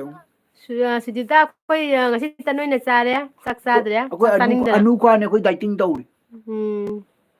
ꯑꯗꯒꯤꯗꯤ ꯁꯣꯜꯃꯣꯟꯅ ꯀꯩ ꯍꯥꯏꯕ ꯁꯛꯊꯨ ꯋꯥꯔ ꯀꯥꯏ ꯈꯟꯅꯔꯣꯏꯁꯤꯀꯣ ꯁꯣꯂꯣꯃꯣꯟ ꯈꯣꯡꯁꯥꯏꯌꯦ ꯏꯪꯂꯤꯁꯒ ꯈꯔ ꯀꯩ ꯍꯥꯏꯕ ꯇꯝꯃꯣ ꯍꯥꯏ ꯇꯝꯃꯣ ꯑꯩꯈꯣꯏ ꯗꯥꯒꯤ ꯏꯪꯂꯤꯁ ꯅꯣꯏ ꯑꯩꯈꯣꯏ ꯗꯥꯒꯤ ꯏꯪꯂꯤꯁ ꯂꯣꯟꯅꯕ ꯑꯩꯈꯣꯏꯗꯤꯅꯦ ꯉꯝꯒꯗ꯭ꯔꯣ ꯐꯣꯔꯦꯅꯔ ꯅꯠꯇꯦ ꯑꯩꯈꯣꯏꯗꯤ ꯃꯩꯇꯩ ꯃꯆꯥꯅꯤ ꯃꯩꯇꯩ ꯁꯨꯝ ꯂꯣꯟꯖꯒꯦ ꯑꯩꯈꯣꯏꯗꯤ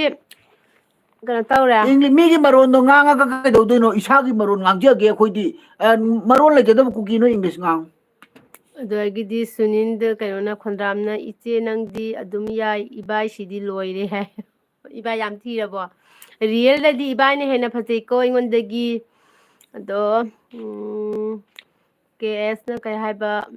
ꯋꯥꯠꯁꯦ ꯑꯦꯒꯦꯟ ꯍꯥꯏꯌꯦ ꯑꯦꯒꯦꯟꯒ ꯇꯧꯔꯔꯣꯏꯒꯦꯗ ꯑꯩꯈꯣꯏ ꯍꯟꯅꯒ ꯍꯥꯏꯔꯔꯣꯏꯒꯦꯗ ꯑꯗꯒꯤꯗꯤ ꯊꯣꯏꯕꯤꯁꯅꯥꯅ ꯀꯩ ꯍꯥꯏꯕ ꯗꯗꯥꯒꯤ ꯁꯤꯒꯤ ꯋꯥꯉꯥꯡꯁꯦ ꯌꯥꯝ ꯅꯨꯡꯉꯥꯏ ꯌꯥꯝ ꯅꯨꯡꯁꯤ ꯅꯣꯛꯅꯤꯡꯉꯦ ꯍꯥꯏ ꯑꯗꯩ ꯍꯦꯃꯥꯅ ꯆꯦ ꯗꯗꯥꯁꯦ ꯌꯥꯝ ꯃꯇꯧ ꯃꯥꯟꯗꯕ ꯋꯥ ꯌꯥꯝ ꯉꯥꯡꯉꯦ ꯇꯥꯕ ꯅꯨꯡꯉꯥꯏ ꯗꯗꯥꯗ ꯄꯥꯍꯜꯂꯣ ꯀꯃꯦꯟꯗꯣ ꯍꯥꯏ ꯗꯗꯥ ꯅꯪ ꯀꯃꯦꯟ ꯄꯥꯔꯣ ꯍꯥꯏ ꯀ꯭ꯔꯤꯇꯤꯅ ꯂꯣ ꯁꯣꯂꯣꯃꯣꯟ ꯀꯩꯕ ꯈꯣꯡꯁꯤ ꯑꯟꯗꯔꯁꯇꯦꯠ ꯁꯛꯊꯣꯁ ꯍꯥꯏꯗꯣꯅꯤ ꯁꯛꯅ ꯊꯤꯔꯒ ꯑꯥꯔꯖꯦ ꯃꯩꯇꯩ ꯕ꯭ꯂꯣꯛꯅ ꯊꯤꯖꯕꯅꯦ ꯑꯩꯈꯣꯏꯁꯦ ꯏꯆꯦ ꯀꯩꯒꯤ ꯂꯥꯛꯄꯤꯔꯤꯅꯣ ꯂꯥꯡꯒꯤꯖꯥꯎ ꯍꯥꯏ ꯂꯥꯛꯄꯤꯔꯛꯀꯅꯣ ꯏꯆꯦ ꯂꯥꯡꯒꯤꯖꯥꯎ ꯀꯤꯡ ꯂꯣꯁꯅ ꯏꯇꯩꯃ ꯑꯉꯥꯡꯗꯤ ꯀꯌꯥ ꯁꯨꯔꯒꯦ ꯑꯩ ꯑꯉꯥꯡ ꯑꯅꯤ ꯁꯨꯔꯦ ꯔꯣꯕꯤꯇꯥ ꯗꯥꯏꯅ ꯏꯐ ꯑꯦꯅꯤ ꯔꯣꯡ statement is used her or she punish monkey go paigre Sneha if ꯅꯦꯅꯥ any wrong ꯁꯥꯏꯈꯣꯝꯅ ꯀꯩꯕ statement is ꯃꯨꯠ used ꯂꯩꯇ꯭ꯔꯦ ꯑꯩꯗꯤ ꯃꯨꯠ he or she punish ꯂꯩꯅꯕ ꯏꯁꯩ ꯁꯛꯀꯦ ꯂꯥ ꯀꯥꯏ ꯀꯅꯥ ꯔꯥꯖꯀꯨꯃꯥꯔꯤ ꯁꯨꯗꯤꯇꯥꯅ ꯑꯣ ꯑꯩꯅ ꯀꯔꯤ ꯈꯟꯕꯅꯤ ꯈꯟꯕꯅꯤꯅ ꯇꯟ ꯆꯥꯔꯤꯁꯦ ꯂꯥꯏꯔ ina khun banani tan chari se laire bedi chak chari se Is kai loire Sujitana kapsale da ise. Robita dei Rabina Sujitana kay jang Begum na sarake? Kiki Rose nang ai RJ Maitei blog na kai Iche. iche ga emoji bisale juongi nena saikom na che khongsai se cookie ni minai sing se thui Oh. ai Oh. o khongsai je cookie ra Arje khara thabak tawo do. Don Rai Talle haba ai moi Rose comment paning de nang haba. ai Nanaubi ning thousand thumbs up pire KS Elson KS Elson yes speak in motherland that is good for our Manipur don't speak English Aduni haba. adone koi Akoy ya ngami ba makai akoy word phau da ko akoy dum imalon nga ga word phau da ne hema English lemana se dadana laik tapning pa de ba bagi acting do dumaina oi akoy tawre. dadana hema ga dadana laik pa bagi acting dom tau tajage Tawrona. kami loi chik Acting dan do amda thore taw tajage Robita na khubi ule Robita nang sakhi ba jado ko Robita ga arje tak pa sung ja ja ra noi ni akoy ai khoi ga taw da ja de adagi di kaya ba sunin de na kaya ba class kayam tamhoge iche hai ꯑꯩꯗꯤ ꯀꯩꯅꯣ ꯇꯧꯔꯦ ꯑꯩꯗꯤ BA ꯂꯣꯏꯖꯍꯧꯗ꯭ꯔꯦ BA ꯂꯣꯏꯕ ꯂꯣꯏꯗ꯭ꯔꯤꯉꯩꯗ ꯌꯨꯝ ꯄꯥꯟꯊꯣꯔꯛꯑꯦ ꯑꯗꯒꯤꯗꯤ ꯊꯣꯏꯕꯤ ꯁꯅꯥꯅ ꯍꯥꯏꯔꯦ 이놈아 이세이 삭세 하ye Rajkumari Sudiptana nga thongbai 어 하롱거니 MD 수지타 Junet Khan na ichega tamoga se kai wai dai no ai koi kasar dai ne hema leimana cookie makok ne yengo maya mai cookie makok manga to ka pule 부자맘니네 buko sing na RJ Maitei blog ai nena saikom na mane che tau kho ai de rabida bi kono ising bisale ne ngonda 농원데 와한 Dedi 터미는 와해 King Laws itay magi live ta mayam na chin thibado yam mayam na chin thibado yam ꯆꯥꯎꯈꯠꯇꯦ chaukhate live yengningradi thokho ꯑꯗꯨꯅꯦ aduni ꯂꯥꯏꯐꯇ ꯆꯤꯟꯊꯤꯔꯛꯄꯁꯦ ꯌꯥꯝ Rebita ꯁꯥꯎꯅꯤꯡꯉꯦꯕ naine karino maite ama oiraga siguma wai sijina bro wai ꯑꯁ ꯇꯜꯂꯦ ꯇꯨꯀꯠꯆꯩ ꯍꯥꯏꯕ ꯃꯣꯏꯁꯦ hema leimana acting tawro dada ima ipa minna uba laini ꯅꯣꯡꯃꯩ ꯍꯥꯎꯕꯗꯣ ꯎꯔꯦ ima ꯍꯥꯏꯔꯅꯤ ipa minna uba laini ima ipa na haiba ingadabani ima ipa minna uba laini ima ipa na haiba ingadabani matang chadrabadi ima ipa chu minna uba lainani minna uba laina haigre minna uba laini ima ipa na haiba ingadabani aduni ꯌꯥꯔꯦ mayam gare ꯌꯥꯔꯦ rushalage ꯍꯧꯖꯤꯛꯀꯣ ꯑꯗꯒꯤꯗꯤ ꯁꯨꯅꯤꯟꯅ ꯀꯔꯤ ꯖꯨꯝ ꯀꯩꯀꯥ ꯄꯤꯁꯜꯂꯛꯑꯦ ꯑꯗꯒꯤꯗꯤ ꯑꯛꯁꯤꯇꯥ ꯀꯩꯅꯣꯅ ꯁꯥꯎꯕꯒ ꯏꯃꯣꯖꯤꯒ ꯄꯤꯁꯜꯂꯛꯏ ꯑꯗꯒꯤꯗꯤ ꯀꯔꯤ ꯍꯤꯜꯗꯥꯅ ꯀꯔꯤ ꯍꯥꯏꯕ ꯍꯣꯂꯥ ꯀꯩꯀꯩ ꯃꯔꯣꯅꯣ ꯈꯪꯗꯦ ꯄꯥꯅꯤꯡꯗꯦ ꯁꯨꯝꯕꯁꯦ ꯑꯗꯒꯤꯗꯤ ꯍꯦꯃꯥꯅ ꯂꯥꯏꯔꯤꯛ ꯑꯝꯇ ꯄꯥꯔꯛꯑꯣ ꯍꯥꯏ ꯔꯣꯕꯤꯇꯥ ꯃꯌꯥ ꯍꯤꯒꯠꯄꯗ ꯔꯣꯕꯤꯇꯥ ꯂꯣꯏꯔꯦ ꯑꯗꯒꯤꯗꯤ ꯊꯣꯏꯕꯤ ꯁꯅꯥꯃꯥꯏꯕ ꯗꯥꯗꯥ ꯏꯅꯝꯃ ꯍꯥꯏꯅ ꯀꯧꯔꯛꯏꯌꯦ ꯑꯗꯒꯤ ꯑꯥꯔꯖꯦꯅ ꯏꯕꯥꯏ ꯀꯩ ꯍꯥꯏꯕ ꯂꯥꯒꯤꯖꯥꯎ ꯋꯥꯏꯑꯒ ꯑꯃꯨꯛ ꯑꯗꯒꯤꯗꯤ ꯃꯦꯃꯤꯆꯥꯅ ꯑꯁꯤꯗꯤ ꯀꯛꯊꯠꯈ꯭ꯔꯦ ꯀꯛꯈ꯭ꯔꯦ ꯑꯗꯒꯤꯗꯤ ꯍꯦꯃꯥꯅ ꯑꯩ ꯅꯣꯛꯄꯗ ꯄꯨꯛꯀ ꯂꯣꯏ ꯅꯥꯔꯦ ꯗꯣꯅꯦꯅꯥꯅ ꯏꯁꯩ ꯁꯛꯀꯦ ꯀꯨꯀꯤ ꯁꯥ ꯆꯥꯅꯤꯡꯕꯅ ꯀꯔꯤ ꯍꯥꯏꯕ ꯆꯥꯅꯤꯡꯕꯅ ꯉꯥꯎꯔꯕ ꯀꯔꯤ ꯃꯩꯇꯩ ꯀꯔꯤ ꯍꯥꯏꯅꯣ ꯆꯥꯅꯤꯡꯕꯅ ꯉꯥꯎꯔꯕ ꯃꯩꯇꯩꯅꯤꯀꯣ ꯀꯤꯗ ꯇꯧꯅꯨ ꯀꯨꯀꯤ ꯃꯤꯅꯥꯏ ꯅꯣꯏ ꯁꯩꯗꯥꯡꯕ ꯍꯨꯏꯁꯤꯡ ꯍꯥꯏꯅ ꯍꯥꯏꯔꯛꯏꯀꯣ ꯑꯗꯒꯤꯗꯤ ꯃꯤꯂꯟꯅ ꯀꯔꯤ ꯃꯊꯦꯜ ꯆꯥꯕꯤꯔꯒꯦ ꯍꯥꯏ ꯑꯩꯈꯣꯏꯗꯤ ꯉꯁꯤ ꯇꯟ ꯑꯣꯏꯅ ꯆꯥꯔꯦ ꯑꯗꯒꯤꯗꯤ ꯀꯩ ꯍꯥꯏꯕ ꯀꯨꯃꯥꯔꯣ ꯍꯥꯏꯁꯤꯅ ꯀꯩ ꯍꯥꯏꯕ ꯏꯃꯣꯖꯤ ꯄꯤꯁꯜꯂꯦ ꯀꯩꯅꯣ ꯔꯣꯕꯤꯇꯥꯅ ꯅꯣꯛꯈ꯭ꯔꯦ ꯑꯃꯨꯛꯀ ꯑꯃꯨꯛ ꯔꯣꯕꯤꯇꯥꯁꯦ ꯅꯣꯛꯏꯔ ꯁꯥꯎꯏꯔ ꯈꯪꯗꯦꯉꯣ ꯑꯗꯒꯤꯗꯤ ꯅꯅꯥꯎꯕꯤꯅ ꯅꯣꯛꯄꯒꯤ ꯏꯃꯣꯖꯤ ꯄꯤꯁꯜꯂꯦ ꯀꯣꯃꯦꯗꯤ ꯌꯥꯝ ꯍꯩꯌꯦ ꯍꯥꯏꯌꯦ ꯑꯗꯒꯤꯗꯤ ꯑꯦꯝꯅ ꯏꯇꯩꯃ ꯀꯩ ꯃꯊꯦꯜ ꯆꯥꯒꯦ ꯍꯥꯏꯌꯦ ꯑꯩꯈꯣꯏ ꯉꯁꯤ ꯀꯩꯅꯣ ꯑꯣꯏꯅ ꯆꯥꯔꯦ ꯇꯟ ꯑꯣꯏꯅ ꯆꯥꯔꯦꯀꯣ ꯑꯗꯒꯤꯗꯤ ꯖꯦꯒꯗꯦꯞꯅ ꯍꯥꯏ ꯍꯦꯜꯂꯣ ꯑꯗꯒꯤꯗꯤ ꯀꯩꯅꯣꯁꯤꯅ ꯀꯦꯁꯦꯁ ꯔꯦꯗꯤ ꯐꯣꯔ ꯃꯥꯏ ꯑꯣꯜꯁꯣ ꯑꯗꯒꯤꯗꯤ RJ ꯃꯩꯇꯩꯅ ꯃꯤ ꯍꯥꯠꯀꯦ ꯍꯥꯏ ꯑꯗꯨꯅꯤ ꯍꯥꯠꯂꯣ RJ ꯈꯔ ꯃꯤ ꯍꯥꯠꯇꯔꯣ ꯑꯗꯒꯤꯗꯤ ꯖꯤꯃꯤꯅ ꯀꯔꯤ ꯍꯥꯏꯕ ꯅꯨꯡꯁꯤꯕ ꯍꯥꯏꯁꯦ ꯀꯩꯅꯣ Ibai answer pipirago hai. Nusibase kaino amtar answer pipiro hai Jemina. Nungsiba haibasi namthidaba potni. Nungbu nungsiraba sungnang namthiraroi. Talle nang Robin kay haiba mate matai manau kay na siya kaya na khang de hebo adogidi milan na kay haiba kari mathel charage hai ngasi milan akhoi kano chare tanoi na chare adogidi kamal na haiba nungsi malei teima handa je acting yam haye hai o dada je acting yam na haye haiba haibani khoida dagidi rabina na kaiba inama aikhoi iche hamali ibaina tolhal mali ay man bane khoi da ne ma adi ma comedy tawradi ne tolhan jam na man bani dagidi kare haiba rin chani masanu na english hai english hai kan english ngang hai ra dagidi ranjan na hi hello yogi anjali lae anjali chenu ibai nanau lakchare hai lao anjali welcome nate gelbi de lakpi bagi damakta thank you sandip na hello hi no AF dimon kanona ka hai ba hi hai ko hello adogidi thangjam he karaiba henbi sanana sister kai lamdaino akhoi se kasardagi ne thobi sanana inama isai saksimi thobi sana kai isai saksike hairo inama ai saklak ke hairo dagidi robitana huji sagat robita sagre arjen iba eraga higat khare adagi rinchani masanu na kai ba can you english sai akhoi di english ngangaroi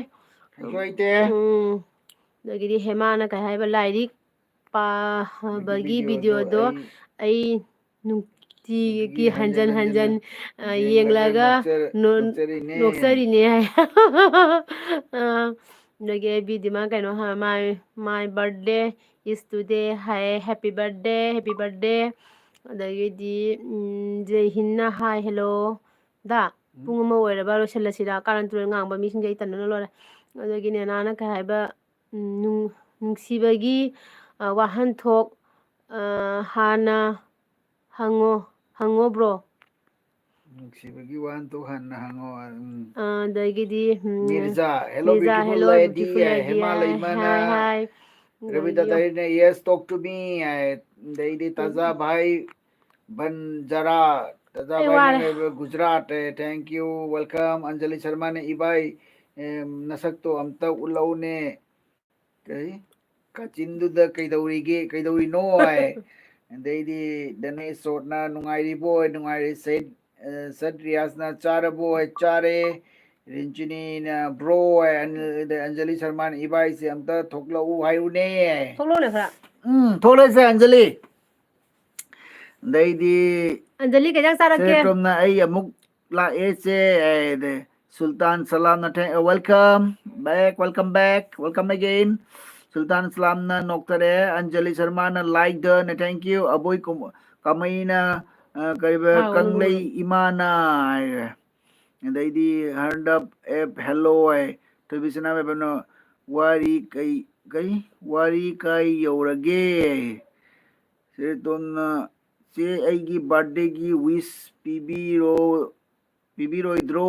kanana haino Sritom hai ba happy happy birthday birthday Sritom happy birthday Anjali Sharma na wakal na ama bidhina ama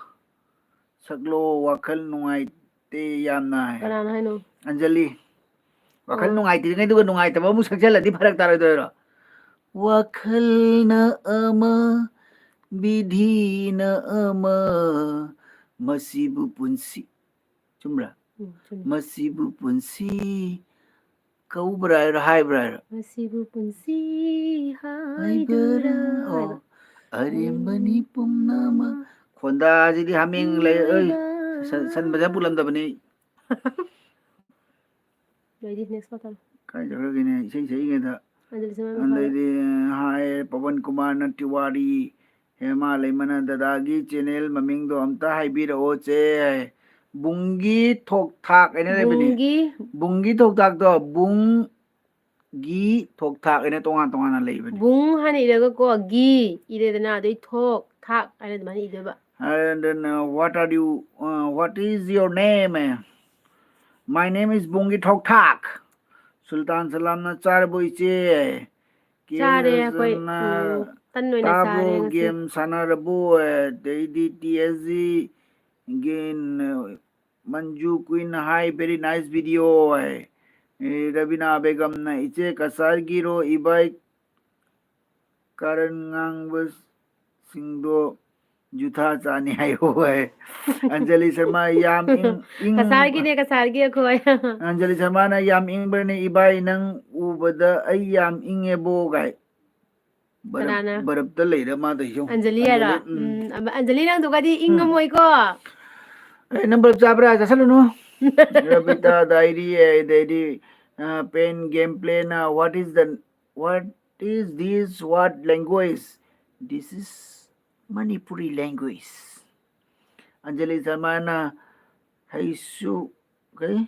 hais ure hojikta LB matau male ibai tholakpada ai nanda mana jai Sri Ram danan sona sogyam sak yam fajaye dada se ya bani sum tangai ma ko pamani Anjali Sharma akoi awathabi thonge o himalay mana good night Jedai good night hema good night mathagi LB da mula ko mune se murai sana se Raju to Santosh network na hi bro kai chakar gine kaino danang toidu jarabo kayawraga sadu bone pung 11 lo thalsi ko asu tumninge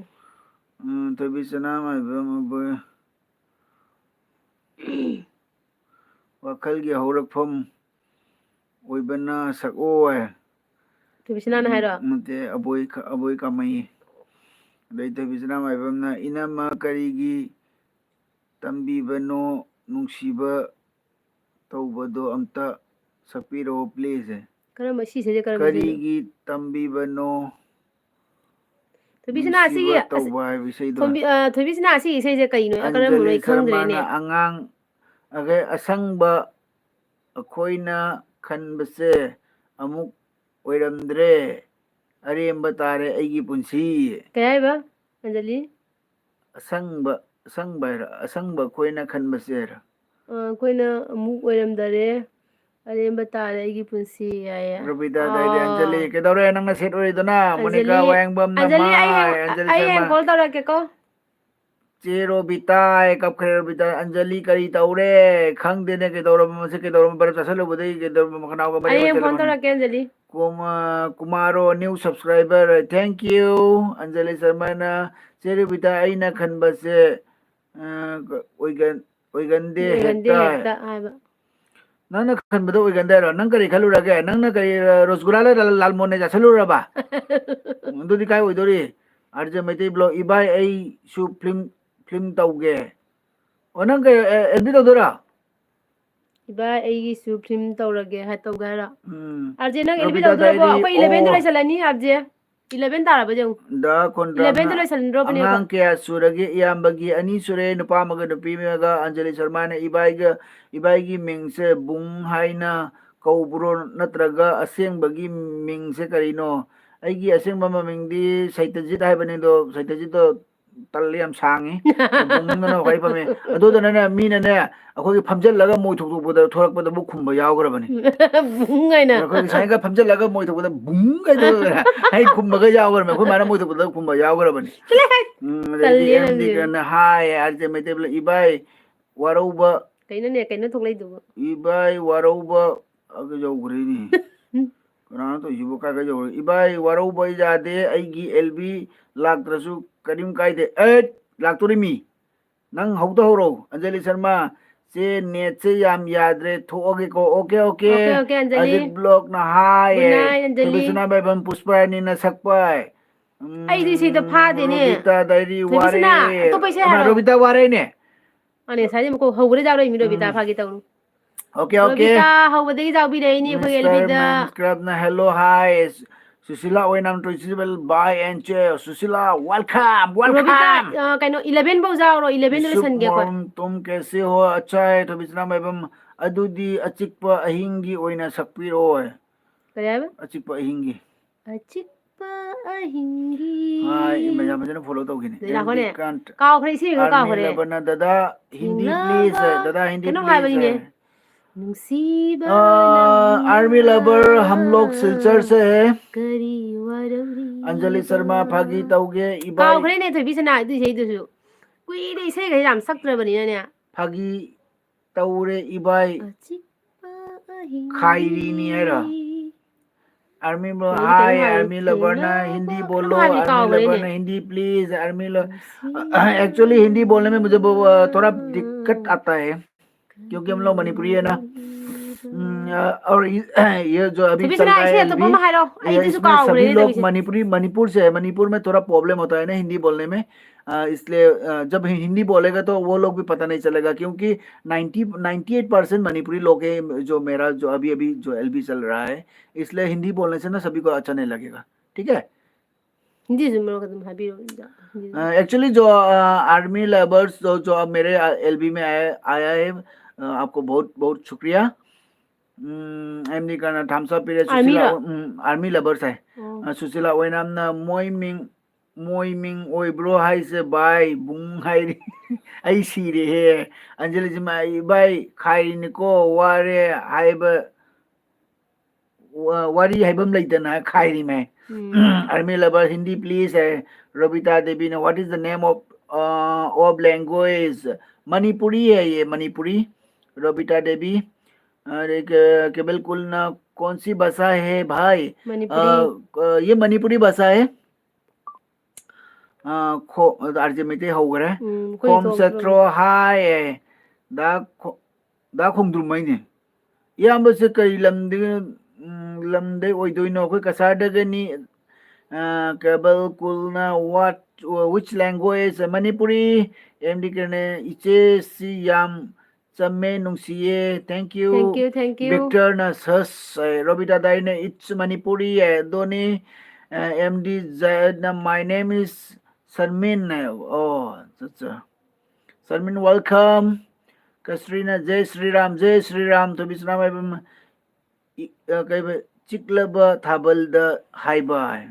ꯑꯆꯤꯛꯄ ꯑꯍꯤꯡꯒꯤ fake max meaning of ꯆꯤꯛꯂꯕ this ꯊꯥꯕꯜꯗ अंजलि शर्मा हाँ मोइदा Ming ꯅꯨꯡꯁꯤꯕ ꯅꯪꯅ मांगलुरे मोइदा Ming ꯀꯔꯤ मालुरे हैबा ꯋꯥꯔꯧꯔꯤꯕ सुशीला ꯑꯗꯨꯏ ꯃꯈꯥꯗ वैनम ꯈꯪꯗ꯭ꯔꯦꯅꯦ वा चे इसे हौरो ꯀꯥꯎꯈ꯭ꯔꯦꯉꯣ ओ आई they able cool Manipuri ꯍꯧꯖꯤꯛ ꯌꯥꯝ people are ꯐꯖꯕꯅꯤ so ꯁꯤꯁꯩꯁꯦ cool okay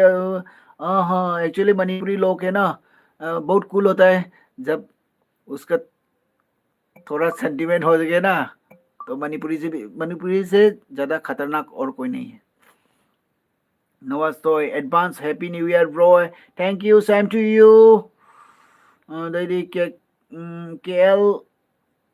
कंगलई कई लमदैनो है कोई कसारदैने एंजल शर्मा ने good night good night good night God bless Anjali sir how to say I love you in your language thank you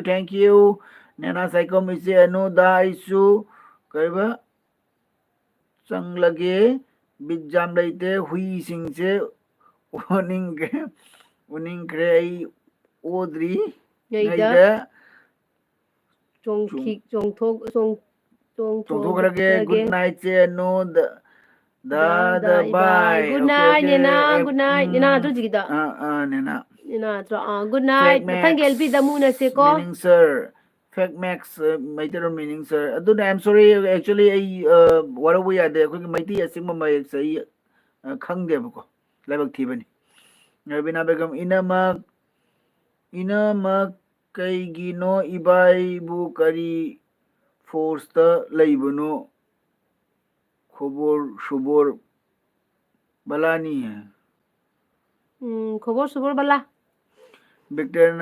whatever you said good for me and the बंदस भाई ने मुझे हिंदी समझ आ रही है डेली रोज तो हाय अंजलि सर बाय बाय 8 हुए worry चु नुंगाइरी okay fake max ना मीनिंग ऑफ दिस खंगरे सुल्तान सलाम ने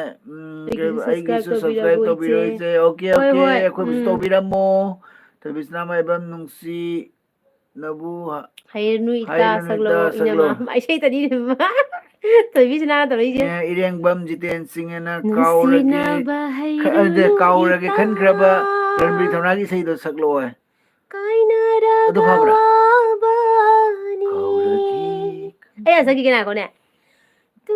I am from India. Okay. SK. There is someone in name Night Bro. Pamar is back. They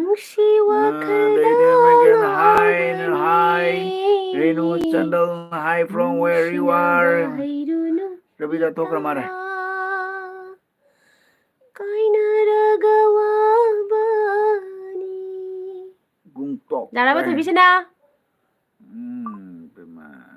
Sharma sister jo ho re ma. Magi wakhalda tumba chaba Comment jeng ro ai to ne comment kai no to re jo gyan men ta dre na. Doidi Hi say this is how re Bizon. Why di ni? Thabal Kasar fara masa ahinga siyam. Si mai re yong. thibani kauganu Kasar macha singyam pakta bani makeup tawraga live number jawhallo yadro yambagi nupi sibu kasar macha singse yam pakta bani makeup tawraga live number jawhallo yadro yambagi nupi sibu hai. ꯑꯩꯈꯣꯏꯗꯤ ꯌꯥꯝꯅ ꯆꯝꯖꯩꯌꯦ ꯅꯣꯏꯒꯨꯝꯕ ꯅꯠꯇꯦ ꯈꯪꯉꯕ꯭ꯔꯣ ꯑꯩꯈꯣꯏ ꯄꯩꯁꯥ ꯂꯩꯖꯗꯦ ꯀꯦꯅꯕꯒꯤ ꯅꯇꯨꯗꯨꯗ ꯐꯖꯅ ꯊꯝꯃꯣ ꯑꯩꯈꯣꯏꯗꯤ ꯁꯨꯃꯥꯏ ꯁꯨꯝ ꯂꯩꯖꯒꯦ. This is super promise. Cachar ꯃꯆꯥ ꯄꯜꯂꯛꯀꯅꯣ ꯅꯣꯏ ꯄꯜꯂꯛꯄꯗꯨꯒꯅꯦ ꯈꯪꯉꯕ ꯀꯥꯔꯗꯣꯏꯗꯣ. ꯀꯁꯥꯔ ꯃꯆꯥꯅ ꯁꯥꯎꯔꯛꯏꯁꯦ ꯅꯣꯏ ꯃꯅꯤꯄꯨꯔꯒꯤ ꯆꯤꯟꯅꯥꯎ ꯅꯨꯡꯁꯤꯈ꯭ꯔꯕ ꯆꯤꯟꯅꯥꯎ ꯃꯌꯥꯝꯒꯤ ꯃꯔꯛꯇꯅꯦ ꯐꯠꯇꯕ ꯈꯔ ꯀꯁꯥꯔ ꯃꯆꯥ ꯄꯜꯂꯛꯄꯁꯦ ꯑꯁꯤꯅꯅꯤ ꯈꯪꯉꯕ ꯀꯁꯥꯔ ꯃꯤꯁꯤꯡꯁꯤꯅ ꯃꯅꯤꯄꯨꯔ ꯃꯤ ꯁꯥꯎꯔꯛꯏꯁꯦ ꯍꯧꯖꯤꯛ ꯈꯪꯉꯕ kasar macha ꯀꯁꯥꯔ ꯃꯆꯥ ꯍꯥꯏꯁꯦ ꯀꯩꯅꯣ kasar macha na haido kasar macha kasar da tariba maitai jana manipur du gena jame ba manipur da laiba maitai do ꯈꯪꯉꯕ manipur da laiba maitai do kasarom da tariba maitai sine na jame ba hauji ꯅꯣꯏ kai do ꯅꯣꯏ bagi ꯃꯁꯦꯟ hauji ꯃꯅꯤꯄꯨꯔꯗ ꯂꯩꯔꯤꯕ ꯃꯩꯇꯩ ꯏꯆꯤꯟ ꯏꯅꯥꯎ ꯃꯁꯦꯟ ꯃꯥꯟꯅꯕ ꯉꯝꯗꯦ ꯏꯀꯥꯏꯗ꯭ꯔꯣ ꯃꯤ ꯃꯃꯥꯡꯗ ado hauji CM oi kai no kumthara ga hauji bikani re si kai do bino manipur da hauji ꯑꯩꯈꯣꯏꯅ lan ꯉꯥꯡꯉꯗꯤꯅꯦ tawraga ꯑꯩꯈꯣꯏ ꯉꯥꯡꯉꯗꯤꯅꯦ ꯆꯪꯗꯧꯅ ꯉꯥꯡꯉꯛꯀꯅꯤꯀꯣ ꯇꯧꯔꯛꯀꯅꯨ ꯑꯗꯨꯃꯥꯏꯅ ꯑꯩꯈꯣꯏ ꯃꯅꯤꯄꯨꯔꯗ ꯂꯩꯕ ꯖꯒꯥ ꯃꯐꯝꯗ ꯂꯩꯕ ꯃꯩꯇꯩ ꯄꯨꯝꯅꯃꯛ ꯏꯆꯤꯟ ꯏꯅꯥꯎ ꯉꯥꯛꯇꯅꯦꯅ ꯑꯩꯈꯣꯏꯗꯤ ꯌꯥꯝꯅ ꯆꯥꯎꯊꯣꯛꯅ ꯂꯩꯖꯕꯅꯤ ꯅꯣꯏ ꯑꯁꯤꯒꯨꯝꯕ ꯈꯔꯁꯤꯅꯅꯤ ꯑꯩꯈꯣꯏ ꯃꯩꯇꯩ ꯃꯆꯥꯁꯤꯡꯁꯦ ꯂꯩꯈꯥ ꯇꯥꯍꯜꯂꯤꯁꯦ ꯈꯪꯉꯕ ꯃꯇꯨꯡ ꯃꯅꯥꯎ ꯑꯩꯒꯤ ꯆꯦꯅꯦꯜꯗ ꯆꯪꯕꯤꯔꯛꯀꯅꯨ ꯑꯩꯒꯤ LBꯗ ꯂꯥꯛꯄꯤꯒꯅꯨ nate ba noi ꯀꯁꯥ kasar ꯃꯆꯥ ꯄꯜꯂꯛꯀꯅꯨ ꯀꯁꯥ ꯃꯆꯥ ꯄꯜꯂꯤꯁꯦ ꯀꯩꯒꯤꯅോ nate akhoi thi khot la habda kai saura ko esam jo khoi thi jeye ba no kasar macha de noi khali na kasar da leba mi yam lawai ta yen khali ra ba manipur da laiba ne kaino punama mi punama loi leiba ngam mi leine kasar da ju tablet ꯆꯥꯔꯒ ꯆꯪꯕ ꯃꯤ ꯑꯣꯏꯔꯝꯒꯅꯤꯁꯦ tablet ꯆꯥꯔꯒ ꯁꯤꯅꯤꯟꯁ ꯀꯥꯞꯄꯒ ꯃꯀꯣꯛ ꯌꯥꯎꯗꯕ ꯃꯩꯇꯩ ꯃꯆꯥ ꯑꯃ ꯁꯨꯃꯥꯏꯅ ꯁꯤꯙꯕꯁꯦ ꯌꯥꯝ ꯇꯨꯀꯠꯆꯩ ꯆꯪꯉꯛꯀꯅꯣ ꯁꯤꯗ ꯑꯁꯤꯒꯤ LBꯁꯦ ꯆꯪꯉꯛꯀꯅꯣ LB ꯂꯣꯏꯁꯤꯜꯂ ꯁꯤꯗ ꯁꯥꯎꯅꯤꯡꯉꯦ ꯁꯤꯒꯨꯝꯕ ꯆꯪꯉꯛꯄꯁꯦ ꯇꯨꯀꯠꯆꯕ ꯌꯥꯎꯋꯦ ꯇꯨꯀꯠꯆꯩ ꯌꯥꯝꯅ nate ba sumaina amu actually tawai de kaino khara leibane khoge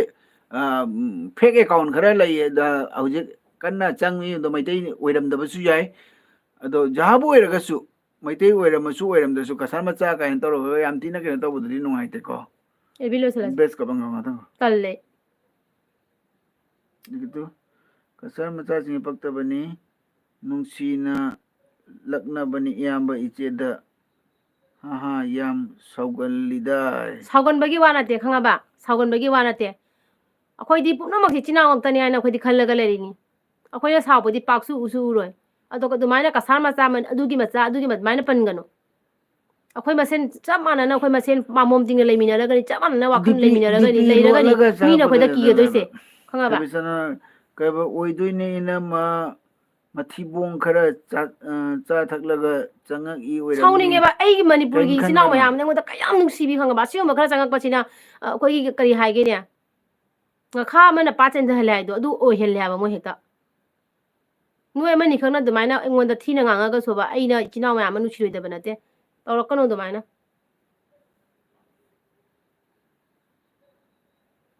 ꯁꯥꯎꯅꯤꯡꯉꯦ ꯈꯣꯏꯗꯧ ꯂꯪꯈꯠꯂꯦ LB ꯂꯣꯏꯁꯤꯜꯂꯁꯤꯁꯦ ꯇꯜꯂꯦ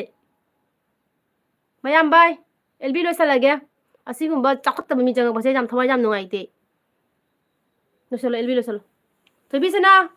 ꯂꯣꯏꯁꯜꯂꯁꯤꯀꯣ ꯉꯁꯤ ꯑꯦꯜꯕꯤꯁꯦ ꯂꯣꯏꯁꯜꯂꯁꯤ ꯕꯥꯏ ꯒꯨꯗ ꯅꯥꯏꯠ ꯃꯌꯥꯝ ꯋꯥꯔꯧꯕ ꯌꯥꯗꯦ ꯊꯋꯥꯏ ꯅꯨꯡꯉꯥꯏꯇꯦ